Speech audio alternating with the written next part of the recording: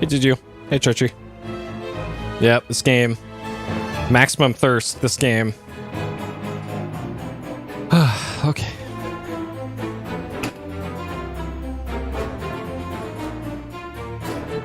Hey, Howin. Okay. Check. Alright. I was not planning on streaming tonight, but I finished up my business a little bit quicker than I thought. So I had to go get some burgers, take a shower, and then get ready for a stream. So I didn't have enough time for a previously today. I had to spend all afternoon working on that laptop.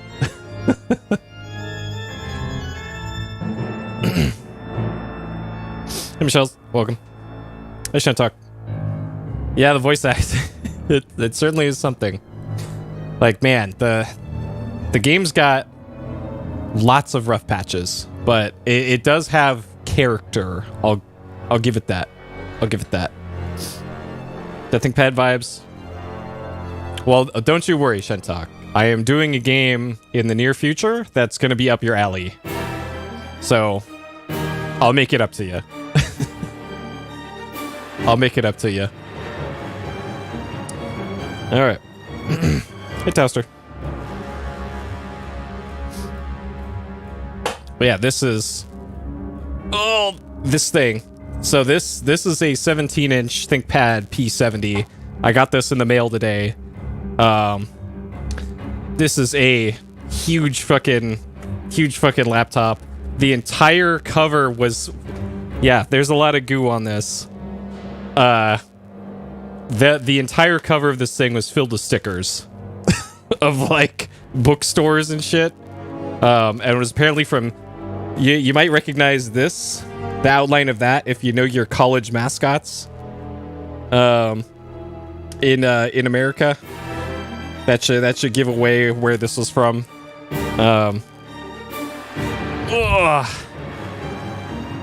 But this thing's fucking huge. And I got it because I gave my dad my gaming laptop to play Flight Simulator. He hasn't used it fucking once yet, and I gave it to him like a month ago. But I realized a week or so ago that I need an oh shit laptop. And I thought I should probably just get a nice used laptop. A nice used ThinkPad. So luckily this was on Goodwill. I had no idea if it was even working. And it turns out there is a reason why it was in Goodwill, because to 99% of people who get it and try and use it, they're gonna think, wow, this laptop's just completely dead. It won't turn on, it won't charge, it won't do anything. It turns out the power port right here doesn't work. It doesn't accept power input from that. But the cool thing about ThinkPads is that there is a dock port on the bottom, and the docks can transfer power. And luckily I bought a dock for this, because it ended up being the same price on eBay to get a power adapter plus a dock than just a power adapter.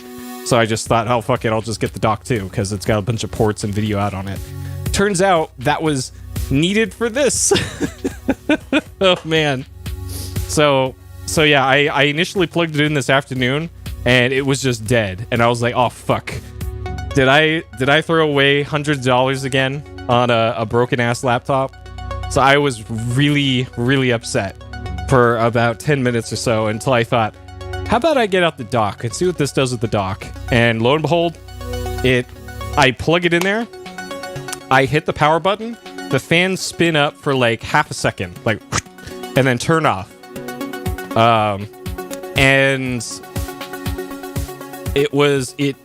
apparently if the battery's dead, the dock can't fully power the laptop, which is weird. And it won't work with the battery taken out with the power going through the dock. I don't know if that's like my model or if that's what all ThinkPads do, but it made diagnosing this problem very difficult, to say the least. But But after I figured that out and I left it on the dock for a while, I had to open it up like 3 times, pull the BIOS battery, move the memory around because maybe some memory was dead. And no, it just turns out that the back port is broken, and you cannot fully power a ThinkBook like this just through the dock alone. It also needs a battery too. So there we go. So after all that, I got it all working. Spent all afternoon getting everything installed on it, running diagnostics, making sure it's working. And besides the power port thing, it works perfectly. I got a sick ass deal on this. This is like a third of the price of just getting it off eBay. So I'll take it. Hey Darkuchi. Hey Alyssa. Hey Lee. Aiden. This is a P70. ThinkPad P70. It's a 17-inch. It's got a 6700 i7 and an Quadro M600, which is the lowest spec discrete graphics you can get for this. The nice thing about this is that it's got the MXM format graphics card in it. So you can actually pull out the graphics card and put in a beefier one in. And I'm debating doing that. But then again, I don't think I'm going to be using it for something that would require better stuff. The stickers are not for me. In general, I do not put stickers on stuff because I eventually usually sell stuff like this, and it's that the resale price is downhill if you start putting stickers and shit all over it. So I had to spend at least an hour of my life taking off these fucking stickers on here because it was covered in stickers, and I left the cat one on because it's a cat. So so that's why. So yeah, it's pretty neat. I'm looking forward to it. I especially like that I can plug in 5 monitors to it. And if I just wanted to like watch YouTube and have some other like windows open and not turn on my computer with the 3090 and all the power hungry stuff, then I don't need to. I could just plug in my new laptop, and then I can have 5 monitors going with all the stuff you put on 5 monitors, which it's mostly just Twitter, Discord, YouTube, and then whatever I'm looking at in front of me. Yeah, 5 monitors. The 3090 can only do 4. You have to put in a second video card in your PC if you want to do more than that. And the way that it does it in this is that the NVIDIA card does 4, and then the Intel integrated does at least another 1. So that's how they make that work in these. Okay. But yeah, the reasons why ThinkPads are still in demand and why I like them is the entire reason for me is this. The keyboard. The only good keyboard left in laptops is this right here. That is not an external keyboard. This is the only one that isn't complete dog shit. Everything else is dog shit. There's no other way to describe it. Like varying levels of dog shit. So that is why I buy ThinkPads. Okay. Yeah, you can very easily replace the keyboard. Yeah, it's mirrored. I mirror the feed here. Okay, so anyways, that's why the stream was super late notice and why I don't have a previously for tonight, because I was spending all afternoon messing around with the new ThinkPad and getting all that set up and freaking out this afternoon of like, oh shit, I wasted $300 and all that. So, and then I had to go get dinner, go take a shower, so that's why I didn't have time to put together previously for this. So we're just gonna jump right into this. Hopefully you're all having a great, whatever day it is today, Tuesday? Oh yeah, that's another thing. I looked at my schedule again for school, and I learned today that my classes weren't actually on Monday, Wednesday, they're on Tuesday, Thursday. So I'm glad I looked that up. If you're thinking about a... Oh, by the way, who mentioned that? Oh, hey, nice that you're getting your 3080 Ti. Nice. Your long wait is over. So about the X1. if we can bring up this here. This is an X1 tablet. I don't know if that's what you mean, or like the X1 Carbon is what you want. But I use the X1 tablet Gen 3 for the teleprompter stuff. And it's all right. It's all right. I don't know if I would recommend one of these. By the way, this is also a ThinkPad. This is a ThinkPad. This is a ThinkPad. That's a ThinkPad. And now this is a ThinkPad. So I got a few of them. But yeah, I'm not sure I would recommend the X1 tablet. If it's the Carbon, I've heard hit and miss things about those two. So I don't know.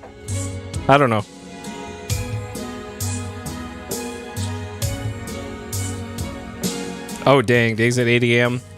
Well, here's the good thing about that, I guess. I'm probably going to be up at around 8 a.m. too on my off days, and I might stream at 8 a.m. So I guess maybe that works out. I don't know. Or at least streaming much earlier in the day than I normally would. So maybe that works out. I don't know. Anyways, let's get into it tonight.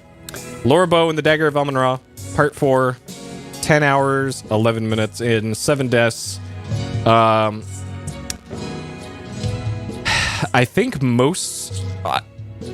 2 of these deaths were deliberate. Maybe 3 of them. And then the other 4 were getting rebirted, I guess, is what you would describe those as. Let's see. We are at about midnight-ish, I think, in-game time. Either midnight or 1 a.m. Hey, Keeney. X1 Extreme. Yeah, those are good. I've heard those are good. Much better than the Carbons. Let's see. So things are kind of picking up a little bit. I think either 3 or 4 people have died already. The president of the museum, the snooty English archaeologist, Ziggy, our boy Ziggy, and I think that's it. And then also Laura Bow died a whole bunch because, you know, it's a Sierra game. Let's see. Yvette Delacroix continues to be super shady, and just apparently having sex with literally everybody in the museum, in the span of like 2 hours. So, sure, it's a roaring 20s, I guess. We have found the access to the basement of the museum, so that's new. I'm pretty sure I have explored nearly every single part of the museum that I can. So I'm not sure what else I can do about that. Well, I'm underclocking my CPU right now to make the game hopefully bug out less. And I think that brings us to about as far as we've been. So let's jump into it here. Okay. All right, get ready for the best part. I turned on this computer today, and it put me in safe mode for some reason. So I'm not sure what the deal is. This computer.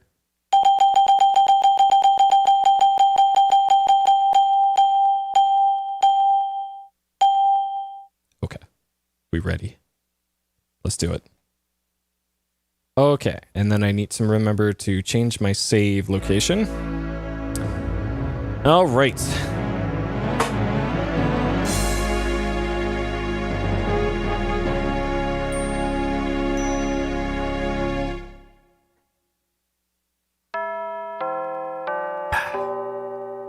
Okay.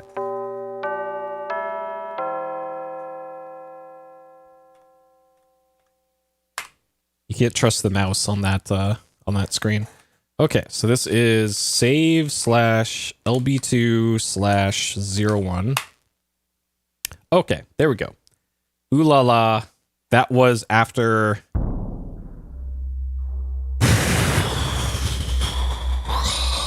Maybe? Like, it wouldn't surprise me. We probably have to go back to the speakeasy, though, and talk to Lady in the bathroom there. So this was immediately after walking in on Yvette and Ernie up to some funny business on the desk in his office. There is a container here of snake oil. The container is full of an oily liquid. And we can refill our bottle of snake oil. A full bottle of Dr. Moribund's guaranteed snake oil. Yeah, so we have some snake oil, which according to the weird vampire lady is snake repellent, I guess. I don't know. There hasn't been a reason to use that yet. Though maybe... Huh.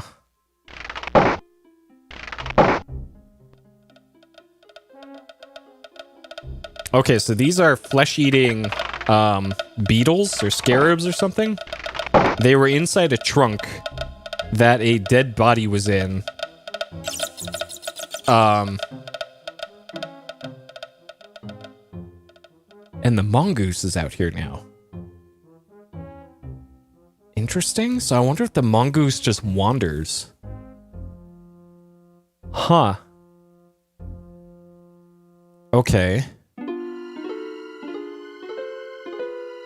Because the mongoose was in that storeroom before, inside the lab. So at this point... I know, right? This place is a mess. Oh, also... You hear muffled voices coming through the door to Yvette's office. Okay, I'll point this out after this conversation. You lied to me.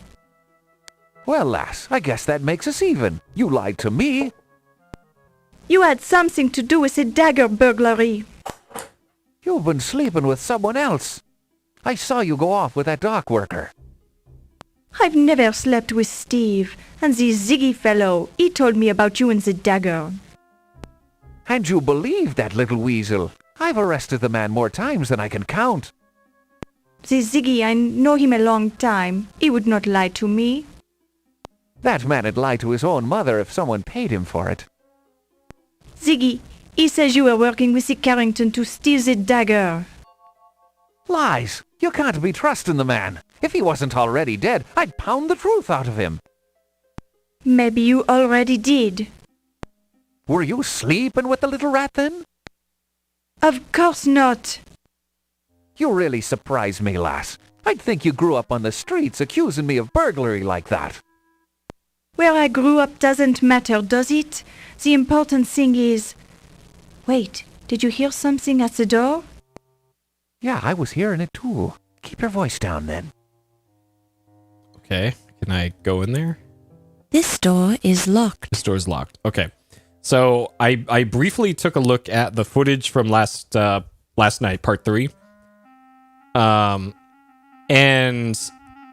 this, the statue head thing, I completely missed. So I saw Vampire Lady go back here to the rotunda. And I heard the door close, and then everything went back to its closed state. And then when I went back here, into this room, the head was back in the down position and closed. But when I first left the office into here and then saw the doctor go in the side room, the head was up. It was in the up position, and I didn't notice that. Because I was watching the NPC walk into this hallway, and I was so fixated on that, I did not see the statue head thing in the center of the screen, and that is what you're supposed to figure out how that puzzle works from.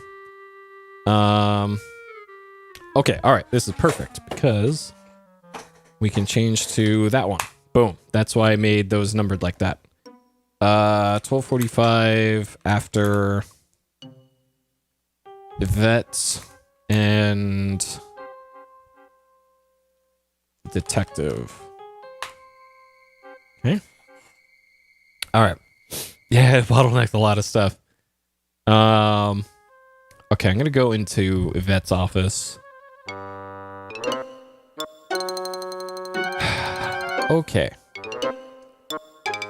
So, as far as our equipment here, we have our notebook, we have a lamp, a wind-up lamp. We have the thing that was from Dr. Carter. We have a pocket watch that we got from the skeleton inside the trunk in the basement lab storeroom. So this is a very recent item. We got the cheese from the security dude's office. That we've had a while. That unlocked the chest in the lab. This we've had for a while. That we've had for a while. These are wire cutters. This is a snake trap, I think. This curious device is a lasso at the end of a pole used for the humane capture of snakes in the wild, or wild snakes, or something like that. Oh, okay. I thought this was like you use this like a fishing pole, but no, it's one of those things that instead of a net on the end, you pull it and it snares it shut. Okay, that's what that is. Carbon paper, that was just lore stuff, I think. Our bottle of snake oil, which the Ankh, and then I also have a thing of wire here. A length of sturdy wire. Sturdy wire. And that was from the pterodactyl that fell down in the dinosaur room. So, what I suspect here... Oh, also, I looked at the video. In order for her to use this and open the door, all I did was click on the bottom of the skull. But it hasn't let me do that in forever. So... It keeps saying, like, there's somebody witnessing you do it or something. Now it works! What? Where does this go, then? Hold on. Where does this go?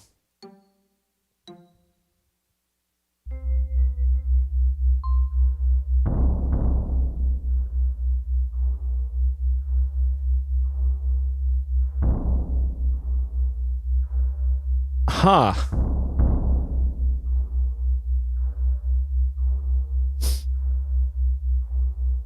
Yeah, I guess it must have been the lantern. Because I recently got that. But the dialogue was so weird, though. Okay, I'm curious if I can catch that... the mongoose.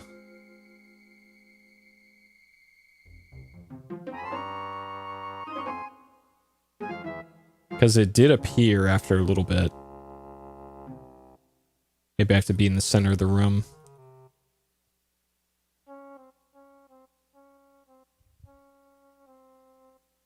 Or maybe it just did that because...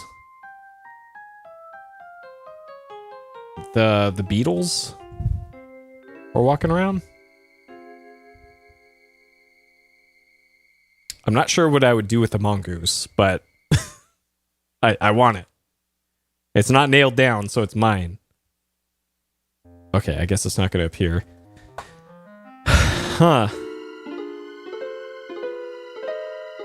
Oh yeah, from Shivers.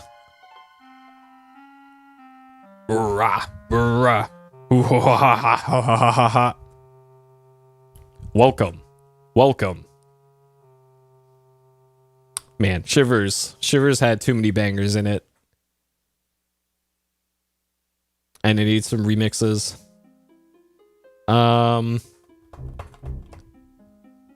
So...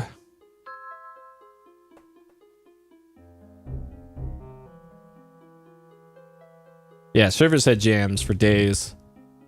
So nothing new here. Like, there might be a body hidden inside this thing's mouth. This is probably worth checking.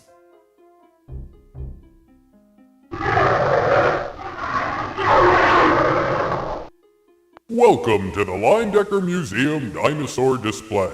Although... okay, just skip that. Alright. I I'm gonna call it though. There's probably gonna be a body inside that thing's mouth at some point, and you have to hit the button to get it to barf up the body. I'm calling it right here. That's definitely gonna happen.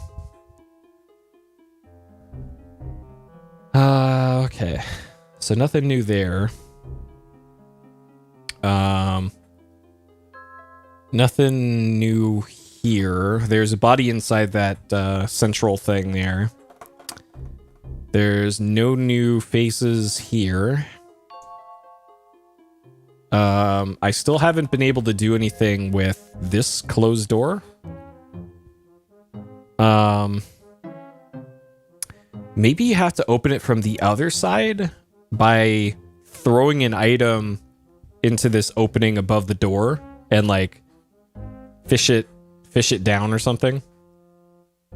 So let's try this. I don't know what part of. See, this is a large problem that I have with this game. Like something like this, it's pretty obvious what you're clicking on for that. That too, it's the tip of the finger, and for that and that. But where is the action point for something like this? Or like this? Is it the center of the bone? Is it the... Because that actually has been an issue in earlier parts. While this is an interesting approach... Okay, so not that. While this is... No. While this... So we can't bait that thing. You feel something engraved on the watch case. A valuable gold pocket watch. Yeah, like the Discworld games, I think, did that. Where it would show the picture of this, but then it would also have one off to the side.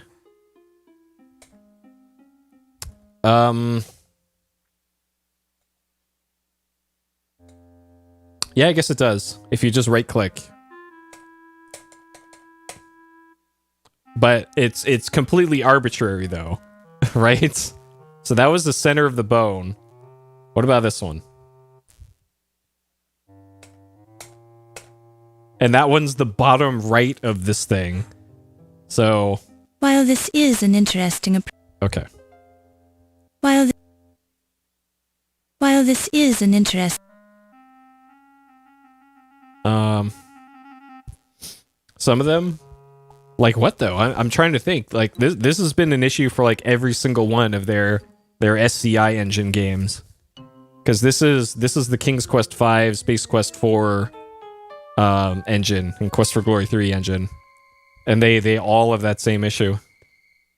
I think the issue with this game though is that the actual parts of the screen that you can use the items are way smaller in this game compared to the other ones.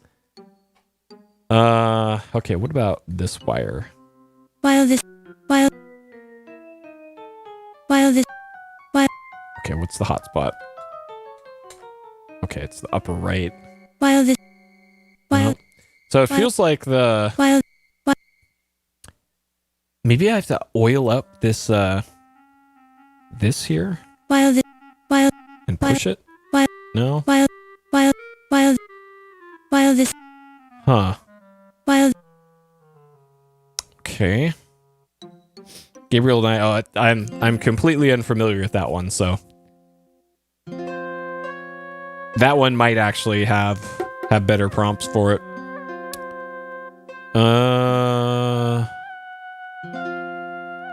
A peek into the mummy case reveals that Pippin's body has been removed.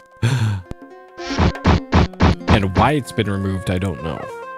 I'm still not sure why they would have put his body inside the suit of armor over here. Why would they do that? I know there's that thing that I translated about being in the coffin.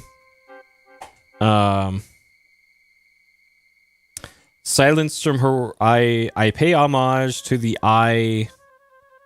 Something, silence from her words of eternity. Quicker than the greyhound I sail. Oh, it's at the bottom. Perish as my mummy lies prostrate in my tomb.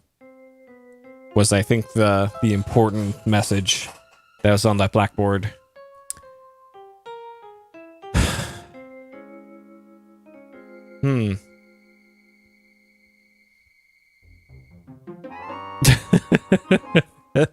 Totally possible. Totally possible. Though that's also one of the bummers about the Walking Dead game, is that because the parts where you're out scavenging, you're on such a tight time limit that you can't do stuff like that. It's really sad. Okay. Hey, Jeff. So we have this snake back here, and the game gives me the look at prompt for it. And I'm not sure if there's like an item behind the snake. You decide that's probably not such a good idea. Or something. Like, can I oil up the snake? While this is an interesting approach, it serves no practical purpose. While this is an... So not that. Okay, give it some cheese. While this...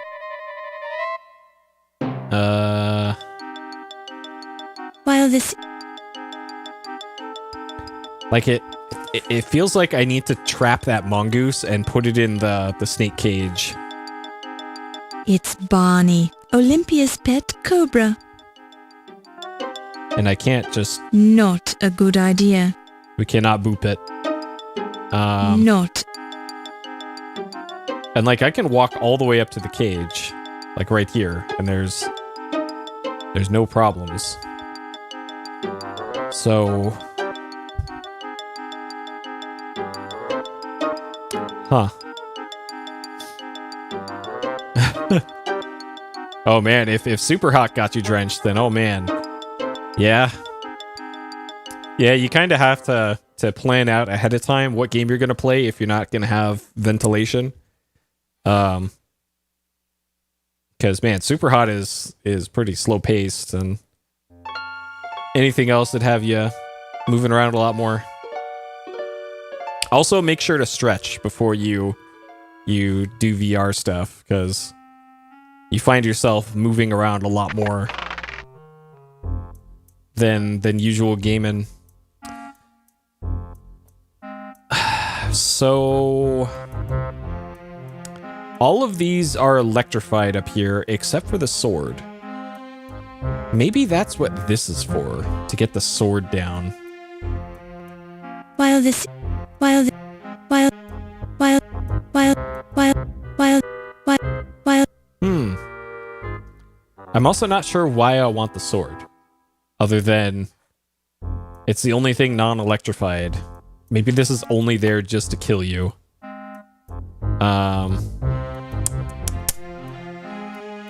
Can I interact with this anymore? You have already disarmed the trap and taken the cheese, so quit fooling around with it. Okay, jeez. Sitting in Heimlich's chair would be very unwise. You could get hurt that way. Don't touch it. Sure. Although the medals are shiny and colorful, there's really no need for you to touch them. Don't touch it. You don't know where it's been. Huh. So this opening of that leads to a button, and the button opens a secret door, and then the secret door brings you up to...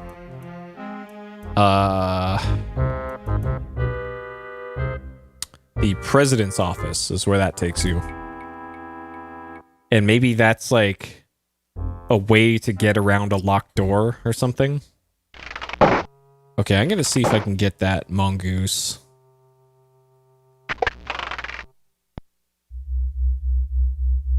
Actually, I wonder if is this open now? Because I didn't quite fully... This door is locked. Okay, that's locked. I did not fully explore Ernie's office. And I'm still not sure what the point of all that is.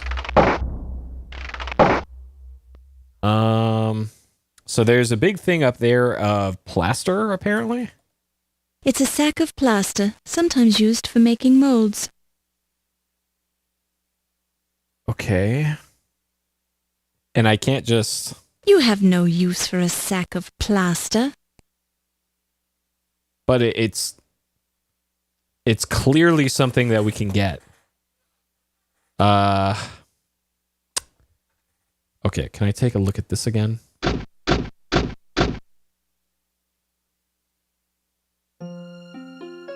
So that's the skeleton. And that's the dude from... Why? What?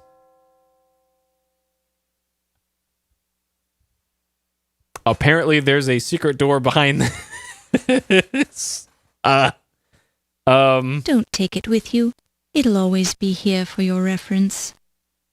The poster outlines basic dissection and preservation techniques. You scan it quickly, just in case you decide to make a change in your career. So I think The cabinet is empty. All the equipment is out on the work desk. So I think it's like 1:15 now in game time. The tools are meant for esoteric activities such as gutting thickly furred mammals. Therefore, you have no use for them. Well, what if we need to get a mammal? The canister is clearly empty and too heavy to be moved around. Have you ever wondered what it would be like to be a mammalogy lab? Well, now you know how it feels. Sure. Lugging the contents of this crate around with you would only hinder your investigation. The crate is stenciled wild dingoes. You hate to think of how many wild dingoes are stacked up in that crate. I don't know how big a dingo is, so... Hundreds? No idea. So there's something behind this, huh? The player probably wasn't supposed to see that. This crate is sealed, but you're not missing anything. The contents are unpleasant and hardly useful. It's nailed shut. Besides, you have no desire to confront the contents.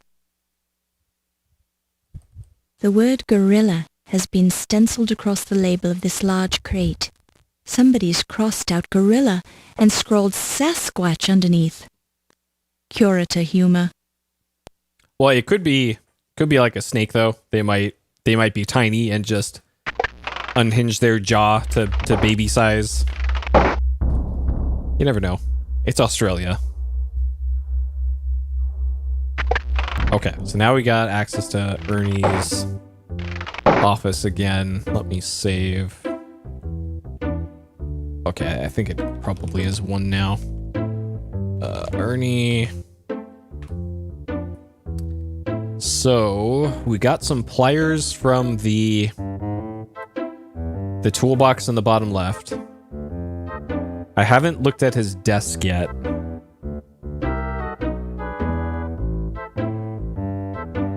Alcohol vat book.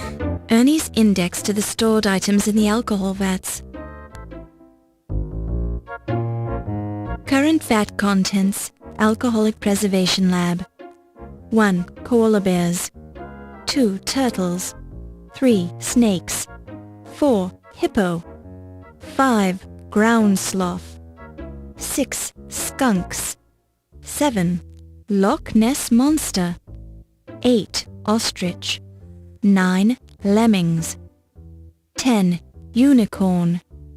11. Creature from the Black Lagoon. 12. Rats. 13. Warthogs. 14. King Edward of Daventry. Okay. Don't touch it. Don't touch it.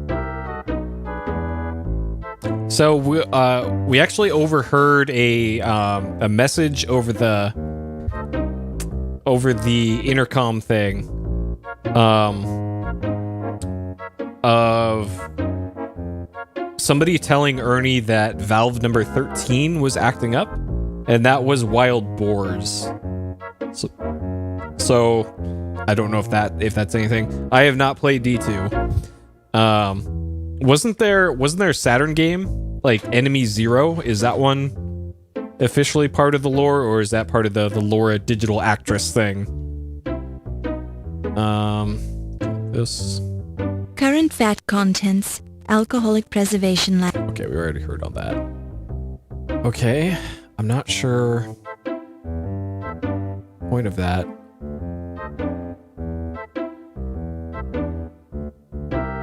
Okay, clicking anywhere on the desk brings up that. Sure. One of those newfangled Okay. Intercom, same as before. a mop and a broom. Tiny locks secure them to the wall, since the cleaning man is worried about people stealing his cleaning supplies. Sure. What about this? This appears to be a large button on the wall. Well.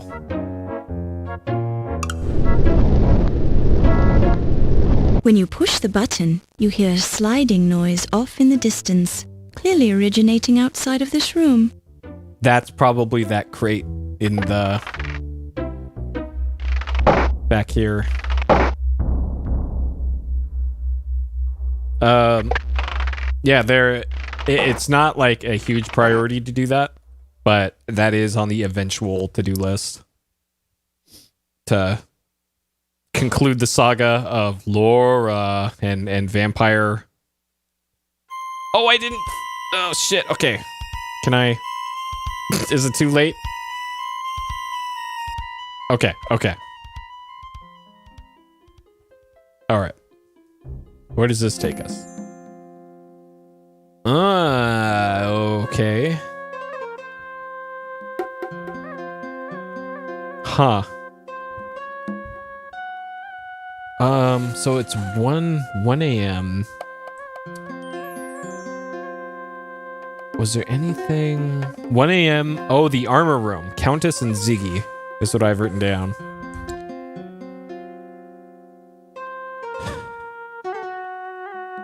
And this is a quick way to get to the armor room. And if I go hide in the box... The chest feels like wood. The chest... Okay. While it was fun to lock the door, you think better of it at this time, since it might annoy the museum's staff. Okay, so maybe at some point that closes. So we know how to get to this area then.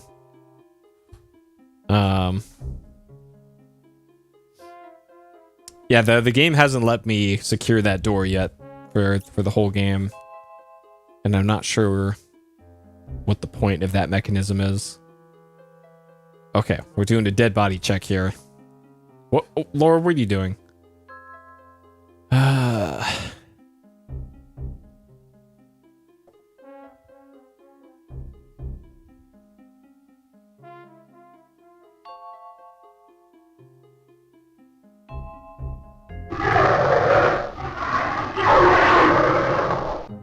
Welcome to the Line Decker.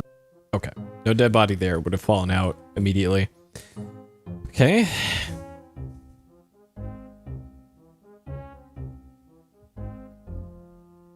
So finding that button and the list of stuff in the vats is the only progress so far. She's still alive.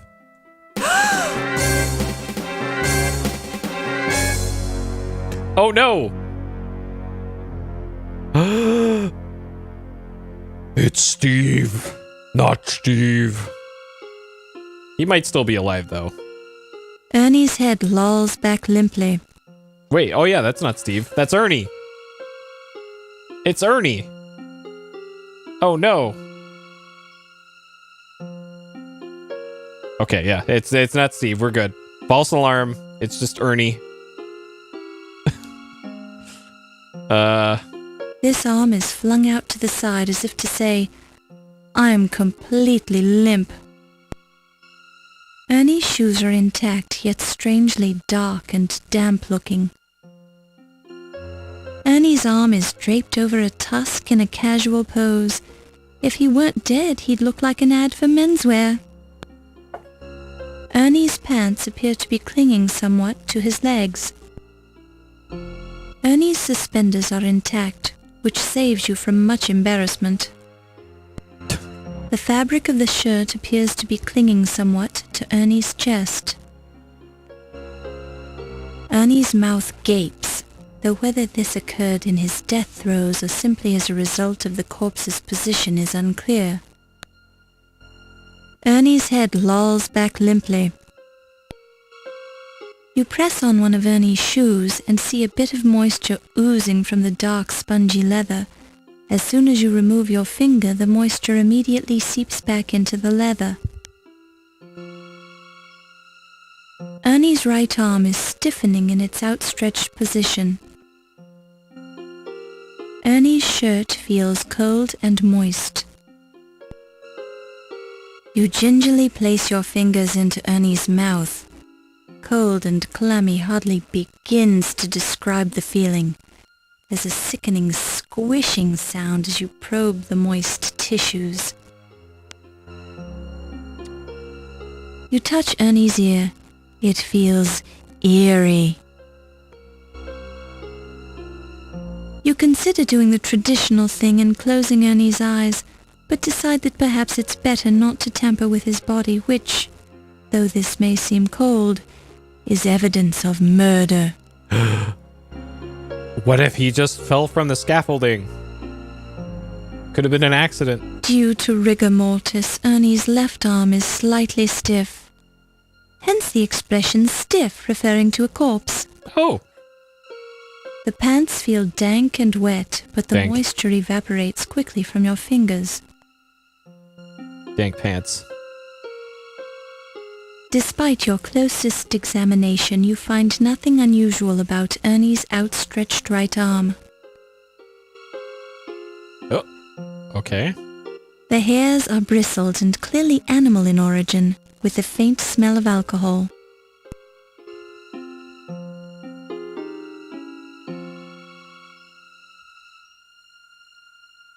Huh. These are animal hairs of some sort, too coarse to be human.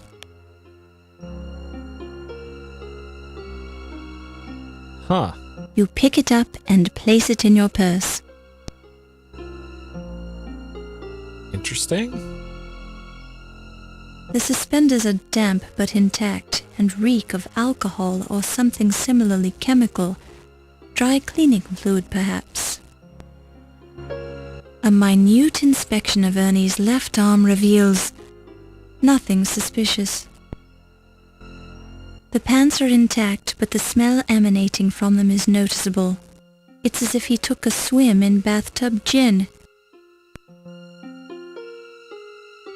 Huh.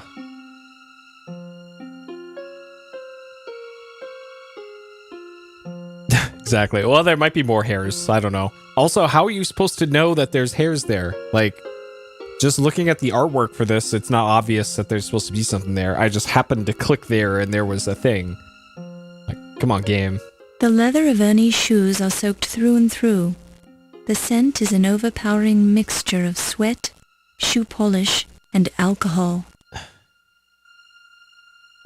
So the things in the basement, in that lab, those are specimens preserved in alcohol.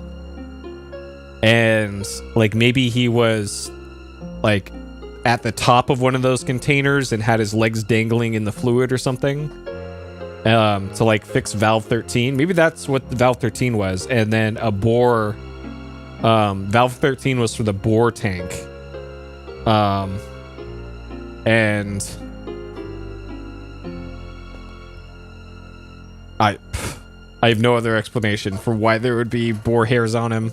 The tusks are slightly dampened in the areas where the body has come in contact with them. Otherwise, you find nothing unusual about them. So maybe he was drowned in the alcohol or something? In the boar tank? The support structure, like a professional wrestler, appears very strong and totally clueless. And we last saw him like 15 minutes ago in game time. Because he was in his office with Yvette on his desk. Okay. So it's 2:15 now. Okay. Yep. And she's just walking right on by, huh? Okay.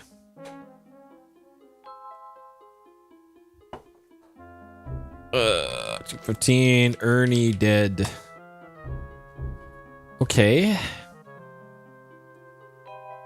I'm gonna check this gift shop periodically to see if it's... Nope. Okay. Still closed.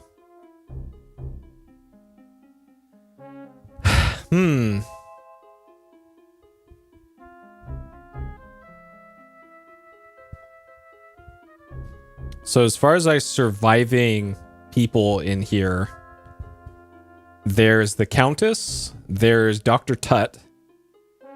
We haven't seen the guy with the glasses in a long time. The Egyptian guy with the glasses and the lisp. Shit, we haven't seen him since, like, the party, I guess. Steve is probably still out and about. Steve. Dr. Vampire Lady.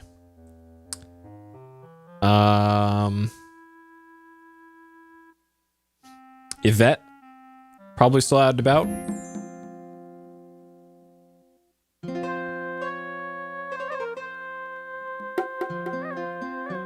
Okay, it's a one-way trip. I can't go back down. The mummy case is sealed shut, as it has remained for over 2,000 years. Sure.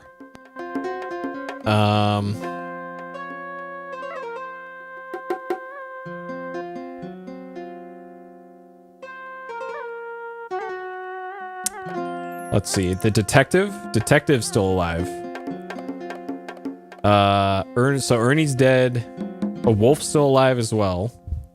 Ramses we haven't seen forever. Ziggy's dead.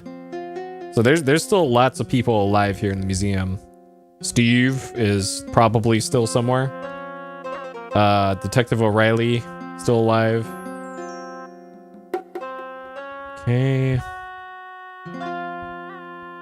Pocket watch. Snake lasso. Sure. And animal hair. Huh. I think if I run across one of the doctors again, I should ask him about the animal hair. Like, I know Tut should be walking around here somewhere. So if we find him, we gotta ask him about that. I have a feeling he's dead, though, because he's usually walking around here. So if he's not here, then he's probably having a bad time somewhere. And I guess I could ask the Countess about it. Ach, you are smelling like the brewery, mein Capitan. Either you've been drinking, or you've been eating too many of those grapes. Sure and begorra. A man needs a little nip from his flask now and then, doesn't he? Personally, I do not require the drinking of the alcohol. It would impair my mental and physical skills. Interesting. Ernie Leach has been murdered! What was that, lass? Ernie is dead! So, you finally come to us to confess, is that it? Confess? No! I'm reporting a murder! And you was the first one to find the body again? Well, I guess so. Quite a coincidence, Fräulein. I think we should be interrogating you to learn the truth! I've had enough of your lies! Calm down, Heimlich. If there's any interrogating to be done, I'll be the one who does it. Now then, lass, where did you find the body? The mastodon room. He's hanging from some mastodon tusks. Ach, he's probably just sleeping on the job. No, I'm sure he's dead. Sure. Well, I'll go take a look at him then. If I need to talk to you, I'll find you later. Okay. So either the detective killed Ernie, or he was an accomplice, or he was in the general area. Because if he smells like alcohol, then probably likely that's the case. I should probably backtrack. See if they did anything. And I need to ask old lady about animal hair.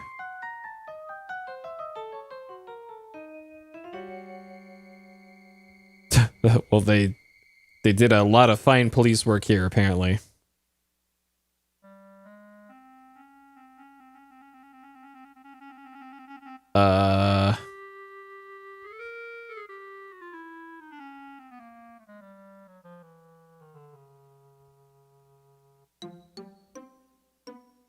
Still haven't seen Tut. He's usually hanging out like right here.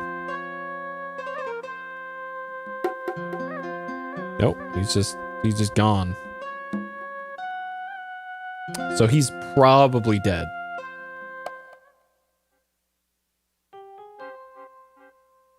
Though then again, I haven't seen Steve in forever, and I'm assuming Steve's not dead because it's Steve.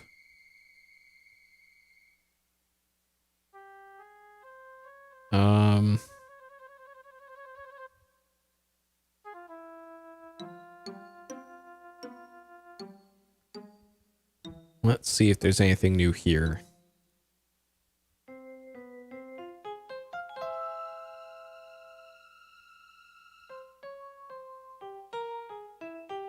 No.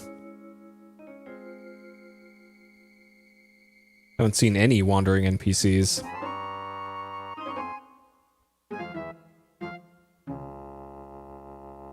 You'd at least see the Countess. She'd be hanging out right here. Huh. Is this perhaps the final stretch? Alright, this is Vampire Lady's office. Haven't seen her in forever. I'm not sure what animal hairs would do for the snake. And that's kind of the only thing left to interact with in this room.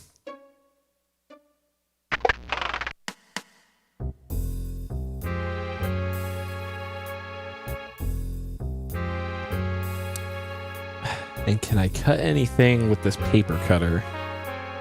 Maybe I can cut the cheese. While this is No, can't do that. Too obvious a joke for a Sierra game.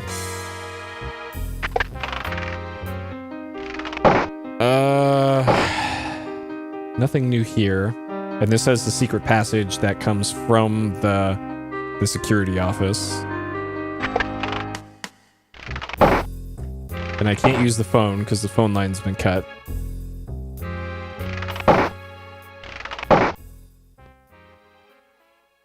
So that leaves just down here. There's still that mongoose running around.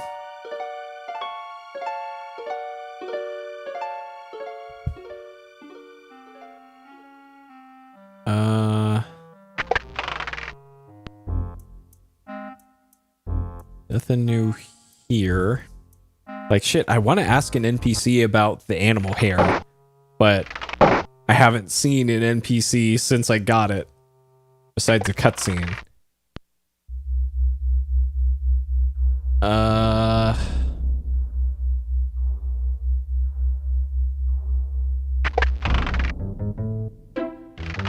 So Ernie's not going to bother us anymore in his office because he's now dead. A rare skeletal specimen of the saber-toothed jackalope discovered high on the frozen slopes of Mount Everest. Extinct for over 20,000 years, scientists speculate that this jackalope was in the process of climbing the highest peak in the Himalayas when it died suddenly of arthritis. It's a stuffed bear. I wonder if those hairs match up with... That's not the sort of thing you want to examine too closely. Okay, so probably not. Don't touch it. Don't... A mop, complete with bucket. Apparently they haven't been used for a while since they're stuck to the floor. This is the storage room that has been converted to an office for Ernie Leach.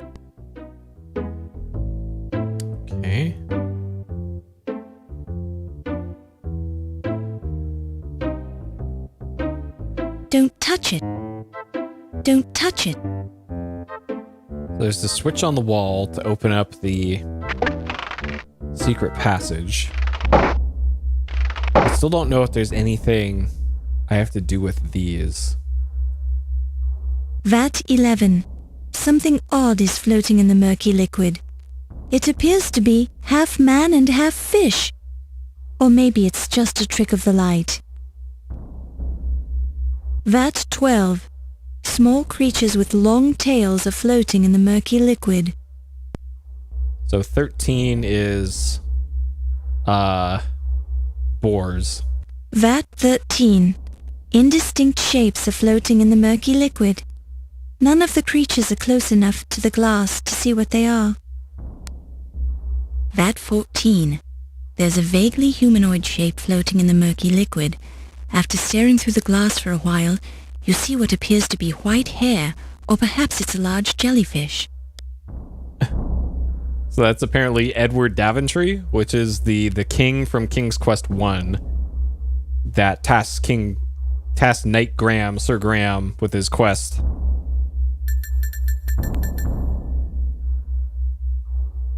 What? Why? Why is she? What?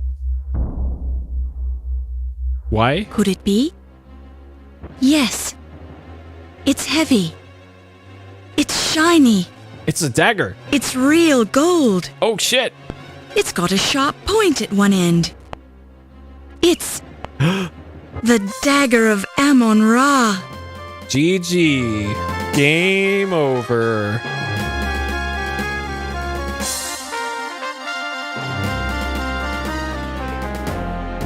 Roll credits. You pick it up and place it in your purse. Oh, okay. Sure. Act 4, the ending. Museum of the Dead. Okay. You're doing a fine job, Laura. I'm doing a fine job. Okay, our dad is... Boy, the alcohol fumes sure are strong in here. Our dad is not proud of us. She said we're doing a fine job. In between acts 2 and 3, we got, you're doing an excellent job, your father would be proud of you. So our score has gone down a little bit, I guess. Okay, so she said the alcohol strong is really, or smells really strong. And we're in act 4 start. Okay.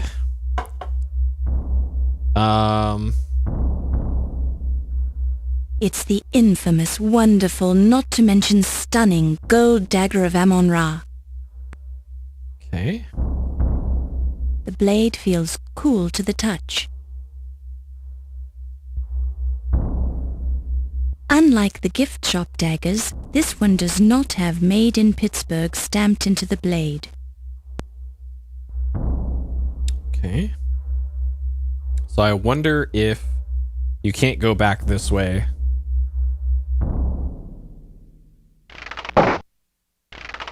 If there's a reason for that extra passage.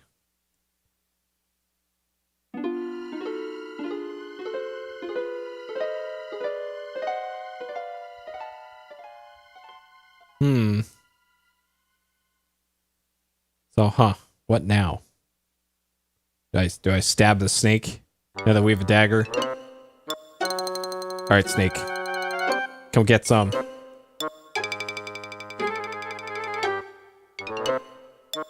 While this is an interest... Okay, I cannot stab the snake. Dang it.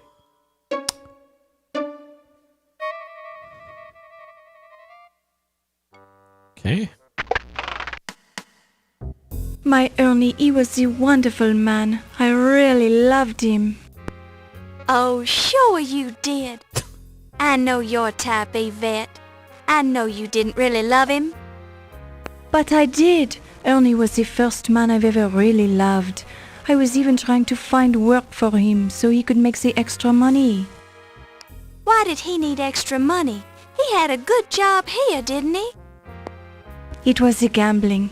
The ice pick. He killed my Ernie for the gambling debts. Ernie wasn't killed with an ice pick. No, the ice pick is the... how do you say it? The lone fish. Lone fish? Oh, you mean Icepick is the name of a lone shark? Oui, the ice pick is an evil man. You're sure he's the one who killed Ernie? My Ernie, he was worried about the ice pick.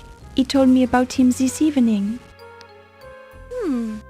Very curious. I'm surprised you had time to see Ernie tonight. Why is that? Because you've been spending so much time with Mr. Dorian. Oh, you mean the Steve? Has she? He is the attractive man, but we are only the friends, no? But my Ernie, what will I do without him? I can see you're upset. I'll leave you alone.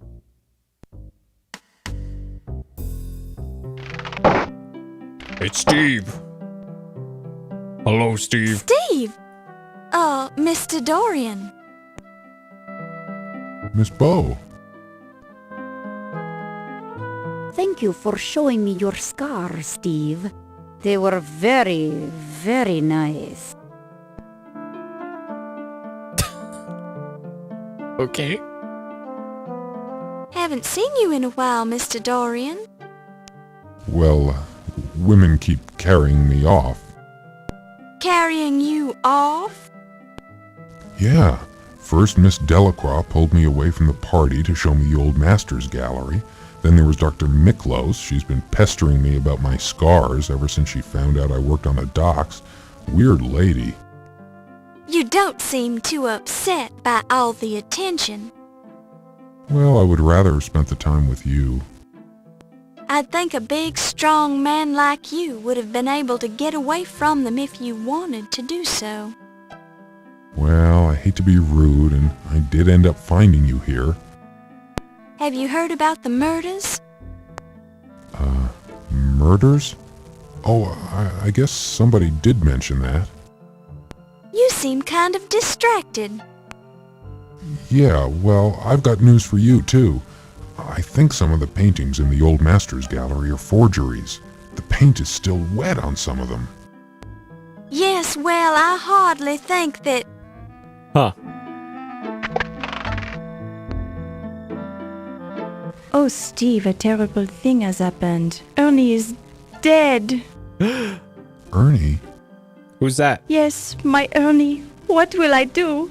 Oh, I need a big man to cry on. Please, come into my office. Uh-oh. Uh-oh. Sorry, Miss Bo. The poor woman seems very upset. Maybe there's something I can do for her. I can just guess what that is. We can talk more later, okay? We'll see about that. Hmm. You hear muffled voices coming through the door to Yvette's office. So Steve is moving... He's moving up my list of suspects here. As the number of people alive in the museum dwindles. Ooh la la. How does that feel? It is magnifique. Mmm. I'm not rubbing too hard, am I? The harder the better, mon ami. Well, we all get a little stiff now and then. Ooh, and you are so good at working out the kinks. Mmm. Would you mind not moaning so loud? It might draw attention. Ooh, I cannot be helping it. You are so big and so strong. Mmm. Oh my.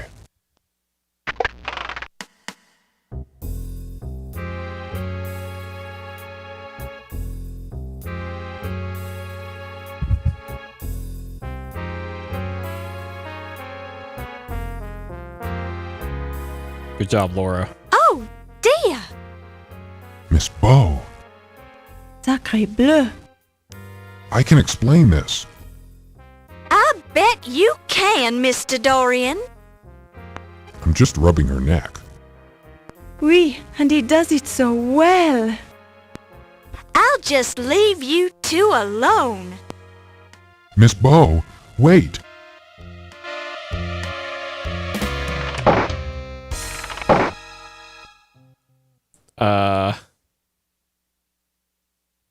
Okay. I still need to ask somebody about this animal. Oh, all right. Oh, now, okay.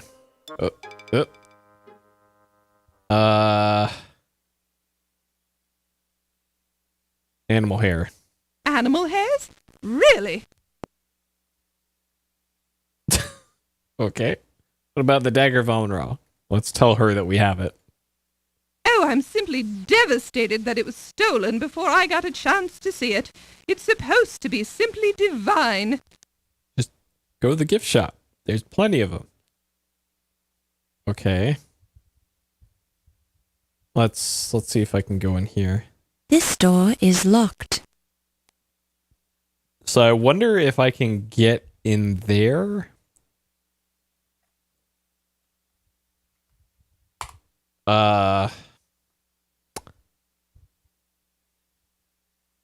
By going through the security office.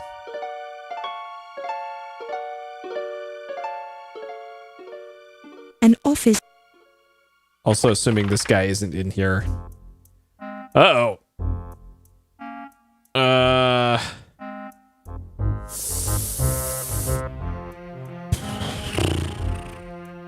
Okay, let's give him the business. Never point a weapon at me, Fräulein Bow. Not even a toy like that. My highly trained reflexes could kill you in 3 seconds if I wanted to. 3 seconds! And I am considering doing that right now! So, this guy keeps us from going into the president's office, I think. Achtung! This is not the public part of the museum. This area is verboten to you and all of your kind. Leave now before you force me to shoot you! But let me ask you about this animal hair first. There are many hairy creatures in this museum, Miss Bow, and I would suggest that you not pull out their hair. I would throw you out now if I could, you nosy American female. Okay. I wonder if I can... Does he- Jeepers, Laura. Not in front of witnesses. Huh. Okay. So you can't interact with the room while somebody else is in there. Why was it... It gave me that same line every time I tried to use the secret passage. Before. Interesting. Anything new here? Still not sure what that's... Okay, 3 a.m. 3 a.m. is tea time, apparently. According to my notes. So we have plaster. Still missing that mongoose, wherever the mongoose went. Maybe they're doing tea time in the main hall. Actually, I should have checked if Wolf was still in his office after the time changed. Oh well, probably too late now. So is this open now? Yes.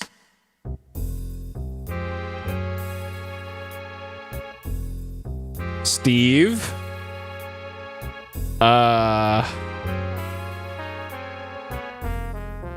Steve, what did you do?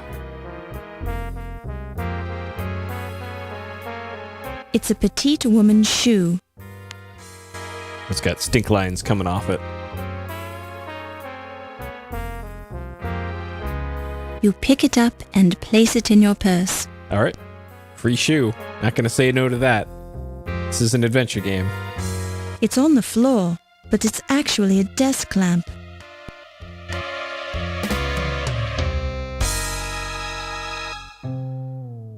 That's probably Steve's hair? Or it could be the detective's hair. Red hairs. They both have red hair of the same shade. A close look seems to indicate that the red hairs belong to a human. Okay. Feels like red hair. How would she know? Feels like red hair. Feels like... Okay, we can't take it.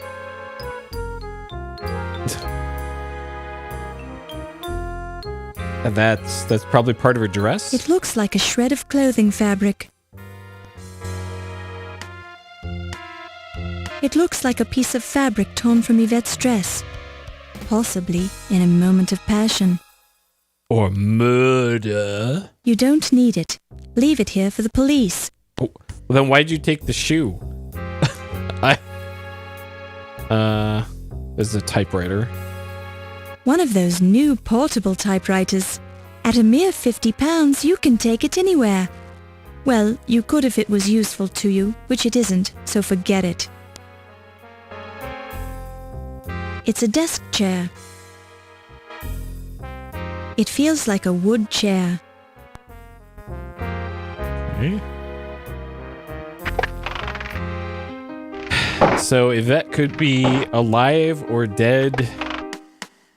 At this point, I don't know. There's no blood, so I'm assuming she's probably fine. And that was just... I don't know.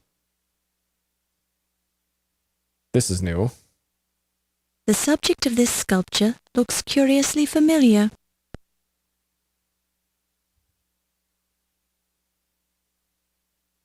Did they encase the Countess in plaster? The sculpture gives off a strong smell of fresh plaster. The odd statue feels like it's made of cheap, quick-drying plaster. Okay, can we snake oil it then? While this...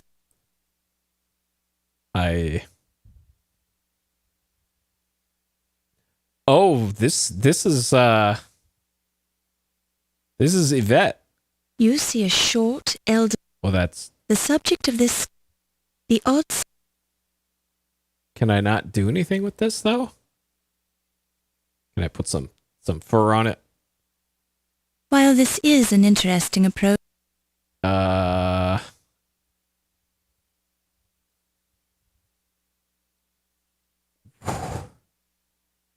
The sculpture gives off a strong smell of fresh plaster. Huh.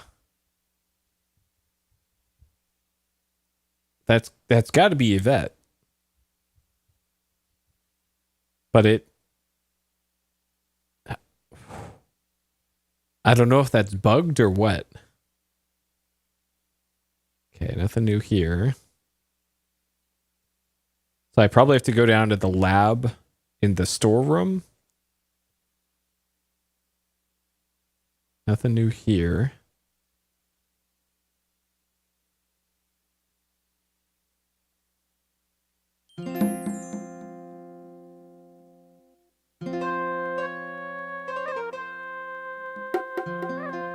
Yeah, nothing new there. So that's probably Yvette's corpse inside of a plaster thing that it won't let me interact with for some reason. Hey, Cloud.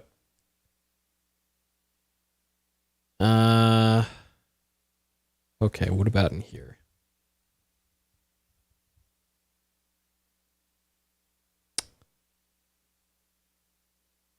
So that's all the same as before.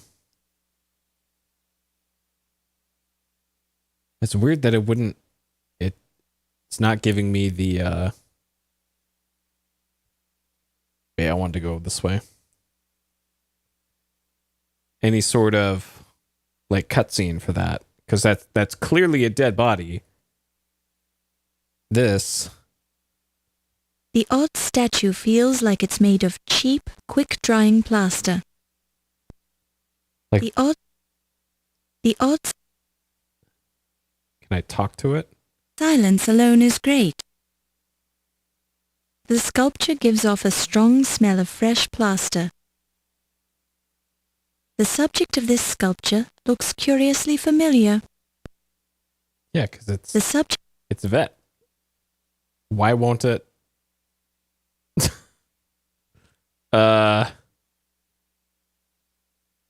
And she was a little shorter than her, so I don't know. Okay, I probably have to go down to the basement and see that the sack of plaster has been used or something.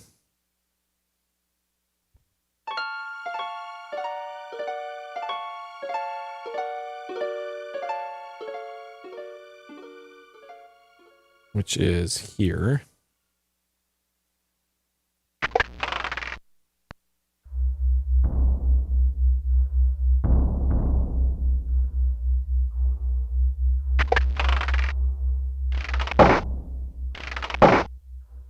It's a sack of plaster, sometimes used for making molds. You have no use for a sack of plaster.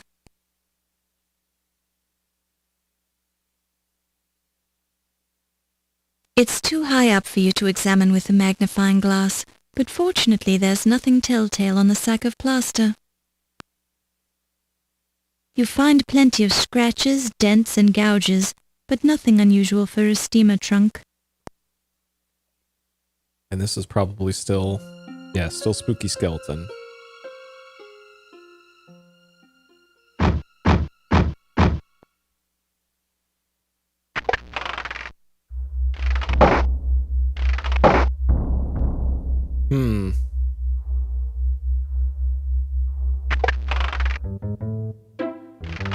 So nothing new here. So is Wolf still in his office then?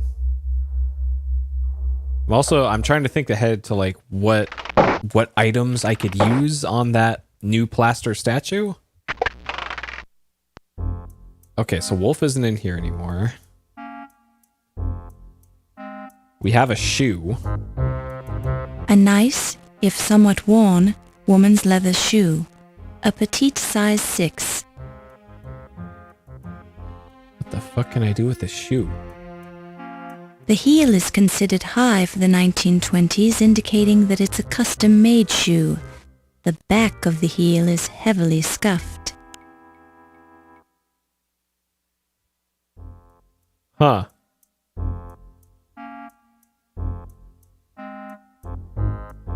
Not sure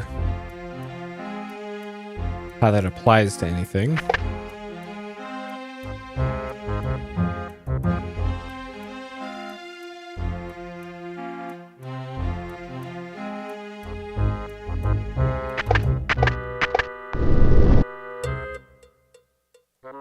So this brings me up to the president's office.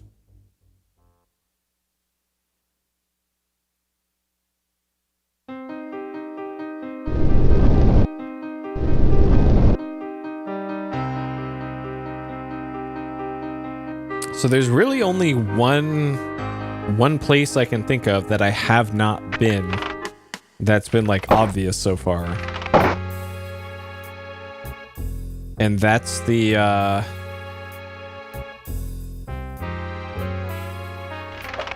door in the armor area.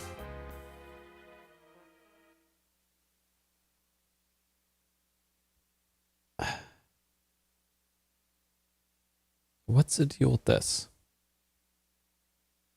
I need to use a lamp on her? While this is... Okay. The shoe? While this is... While...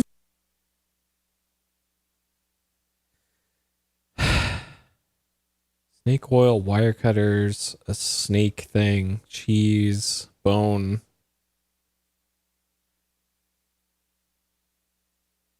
If I could find the Countess again, I would love to ask her about the shoe. She'd probably know something about it. See if we can get her to spawn. Or if she's just gone now.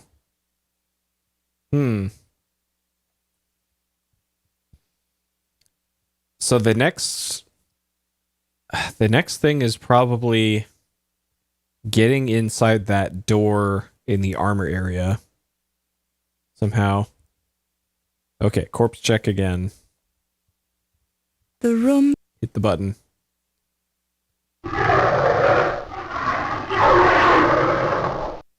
Welcome to the... Okay. No corpse there.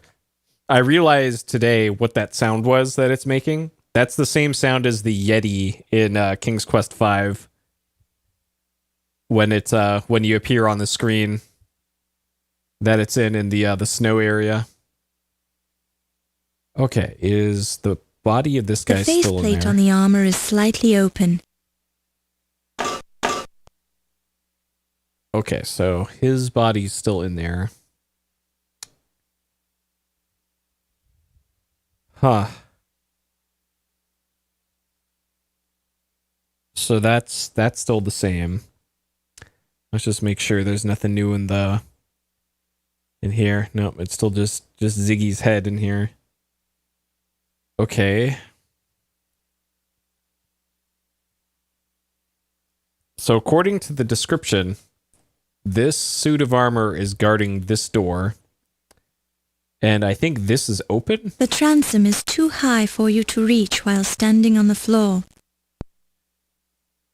Yeah, while standing on the floor. And that makes me think that... Do I have to, like... Does she have to put on the shoe to become a little higher, maybe? While this is...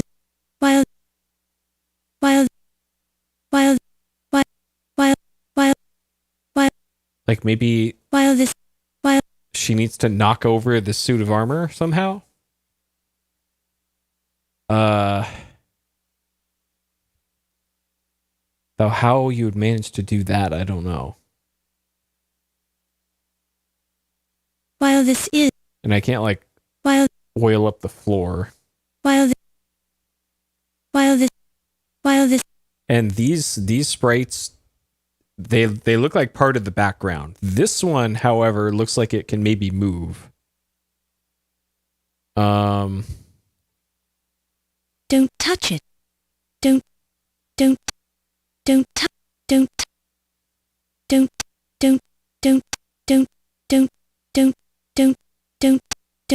Like maybe there's a magic pixel on this thing. No.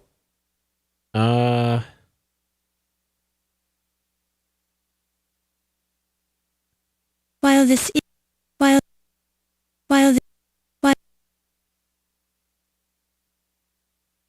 The door is locked. When you touch the doorknob, you get a heavy coating of dust all over the palm of your hand. Yeah, so this implies that however this door is opened, it's not by using the knob, and the key didn't work. This door won't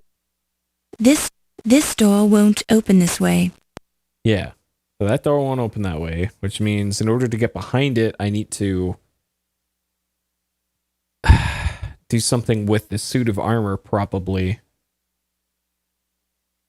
Okay, what's the hotspot on that? Okay, it's right there. Okay, the tip of the dagger is the hotspot.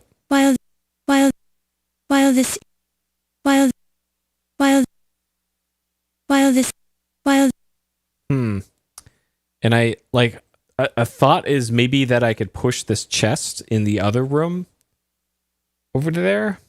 Because we can see the other door just right over there. Either that or move the dog. But the dog also looks like a part of the background, and so does this.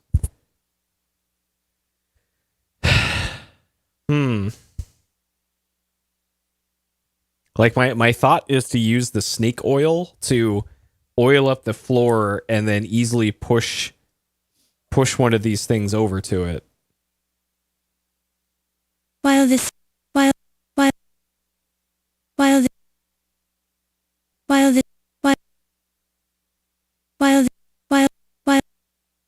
An empty chest from the 15th century. Although the carvings on the exterior are crude, cut into the wood by someone with little talent or ability for wood carving, the chest now resides in a museum, simply because it's old. Kind of makes you stop and think, doesn't it? That's what museums are for. The steel armor feels smooth and cool. The steel... So can I still don't get what the point of this is. Why is the this guy's body in here now. While this And why does it give you a close-up of it? Am I missing something? I don't think I got an item off of this corpse. I got his notebook off of him the first time. Doctor, Doctor, Doctor, Doctor, Doctor, Doctor, Doctor, Doctor, Doctor, Doctor, Doctor, Doctor, Doctor, Doctor, Doctor, Doctor. Okay, well, it's the same dialogue for everything. Shit. And I probably can't move something from this room. Like my other thought was I could move this. Can I put the dagger back in the display? While this is an while this No. Was there another body in here now? a peek into the mummy case. No. Still not sure why this one you can open and close. Like, I figured you'd be able to hide in there, but nothing doing.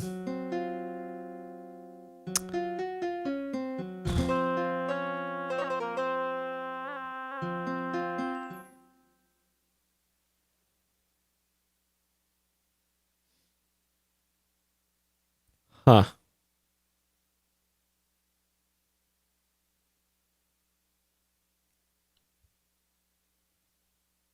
Yeah, I can't think of anything. Okay. Did I try wire cutters on this? While this I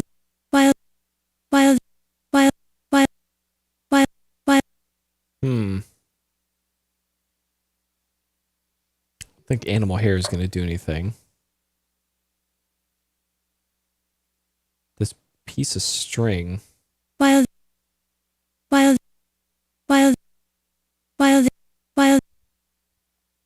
Huh.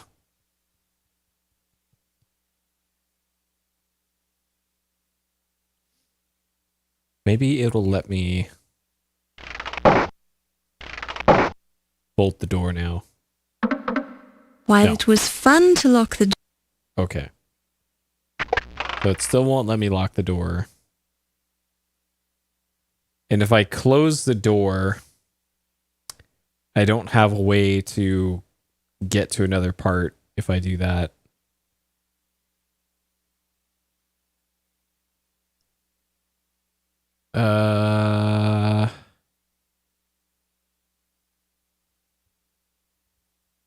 And there's still this stupid statue. Now, what's the deal with the statue? Like, clearly that's a dead body. Why the game won't let me interact with it, I don't know.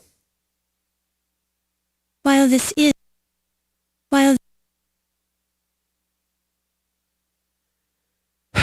What haven't I used on it yet? Like the bone? Do I have to hit it with the bone? Are you kidding me?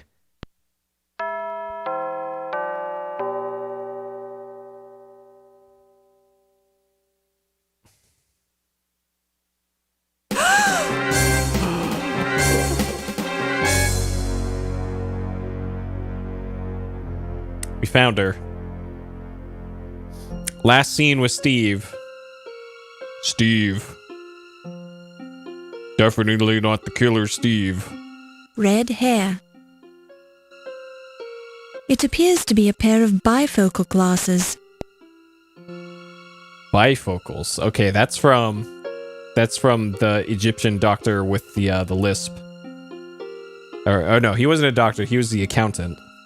The scarf around Yvette's neck looks suspiciously like the hosiery she was wearing on her legs earlier. Yvette's face doesn't look as good in death as it did in life. Perhaps because her makeup is covered with plaster dust. Damn. Get wrecked, Yvette. Yvette's hair, formerly full of bounce and shine, is now lifeless and dull. It could use a thorough washing with a good shampoo to get all the plaster dust out of it.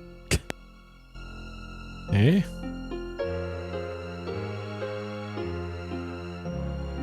Definitely red hairs. Probably human. They literally use the same sound file for that. You pick it up and place it in your purse. Eh? What happened to the tampering with the crime scene thing? Don't touch it. There appears to be a fingerprint on one of the lenses of the bifocals, although you have no way to identify it. You pick it up and place it in your purse. So this crime scene, she's totally okay with this. The scarf clearly isn't a scarf. It's the silk hosiery Yvette was wearing earlier in the evening. Her neck under the scarf shows red friction burns, as if she was strangled. This makes you wonder if she died during a passionate moment or had simply developed the habit of wearing silk hose around her neck. Well, there is plaster in all of the openings on Yvette's face. Mouth, nostrils, eyes, ears. She has several scratches on her face, as well as cuts on her lips. No split ends. There are a few scratches on Yvette's skin, as if she was in a struggle before she died. Yvette's left hand is plastered. Yvette's right hand is plastered. There are a few scratches on Yvette's skin, as if she was in a struggle before she died. That's not the sort of thing you want to examine too closely. okay. Yvette's face feels stiff from rigor mortis. A bit of plaster dust comes off on your finger when you touch her cold skin. Hey, Zach. The scarf around Yvette's neck feels silky where it's not covered with plaster. Yvette's left hand is stiff and cold. Okay, I think we found what we needed to find here. Okay. And no cutscene, huh? All right. So we found the dagger of Amon-Ra. By the way, it was in the basement in one of the vats in that lab area. The way you're supposed to know which vat it was from this like throwaway conversation over the intercom of like, "Hey Ernie, go check out valve number 13. It's got a faulty valve on it or something." Like, so I wrote that down in my notes, and that turned out to be the location of the fucking dagger. So okay, sure. Okay. Act 4. Yvette dead. Okay.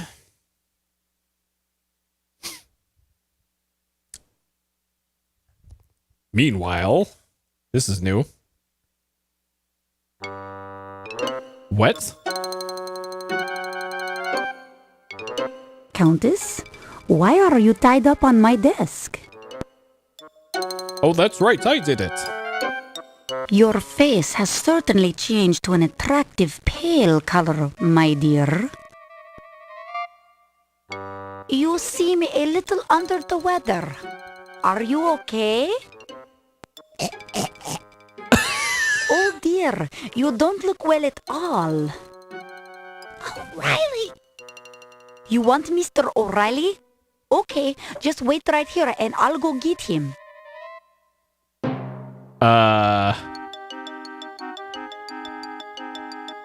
The snake's gone.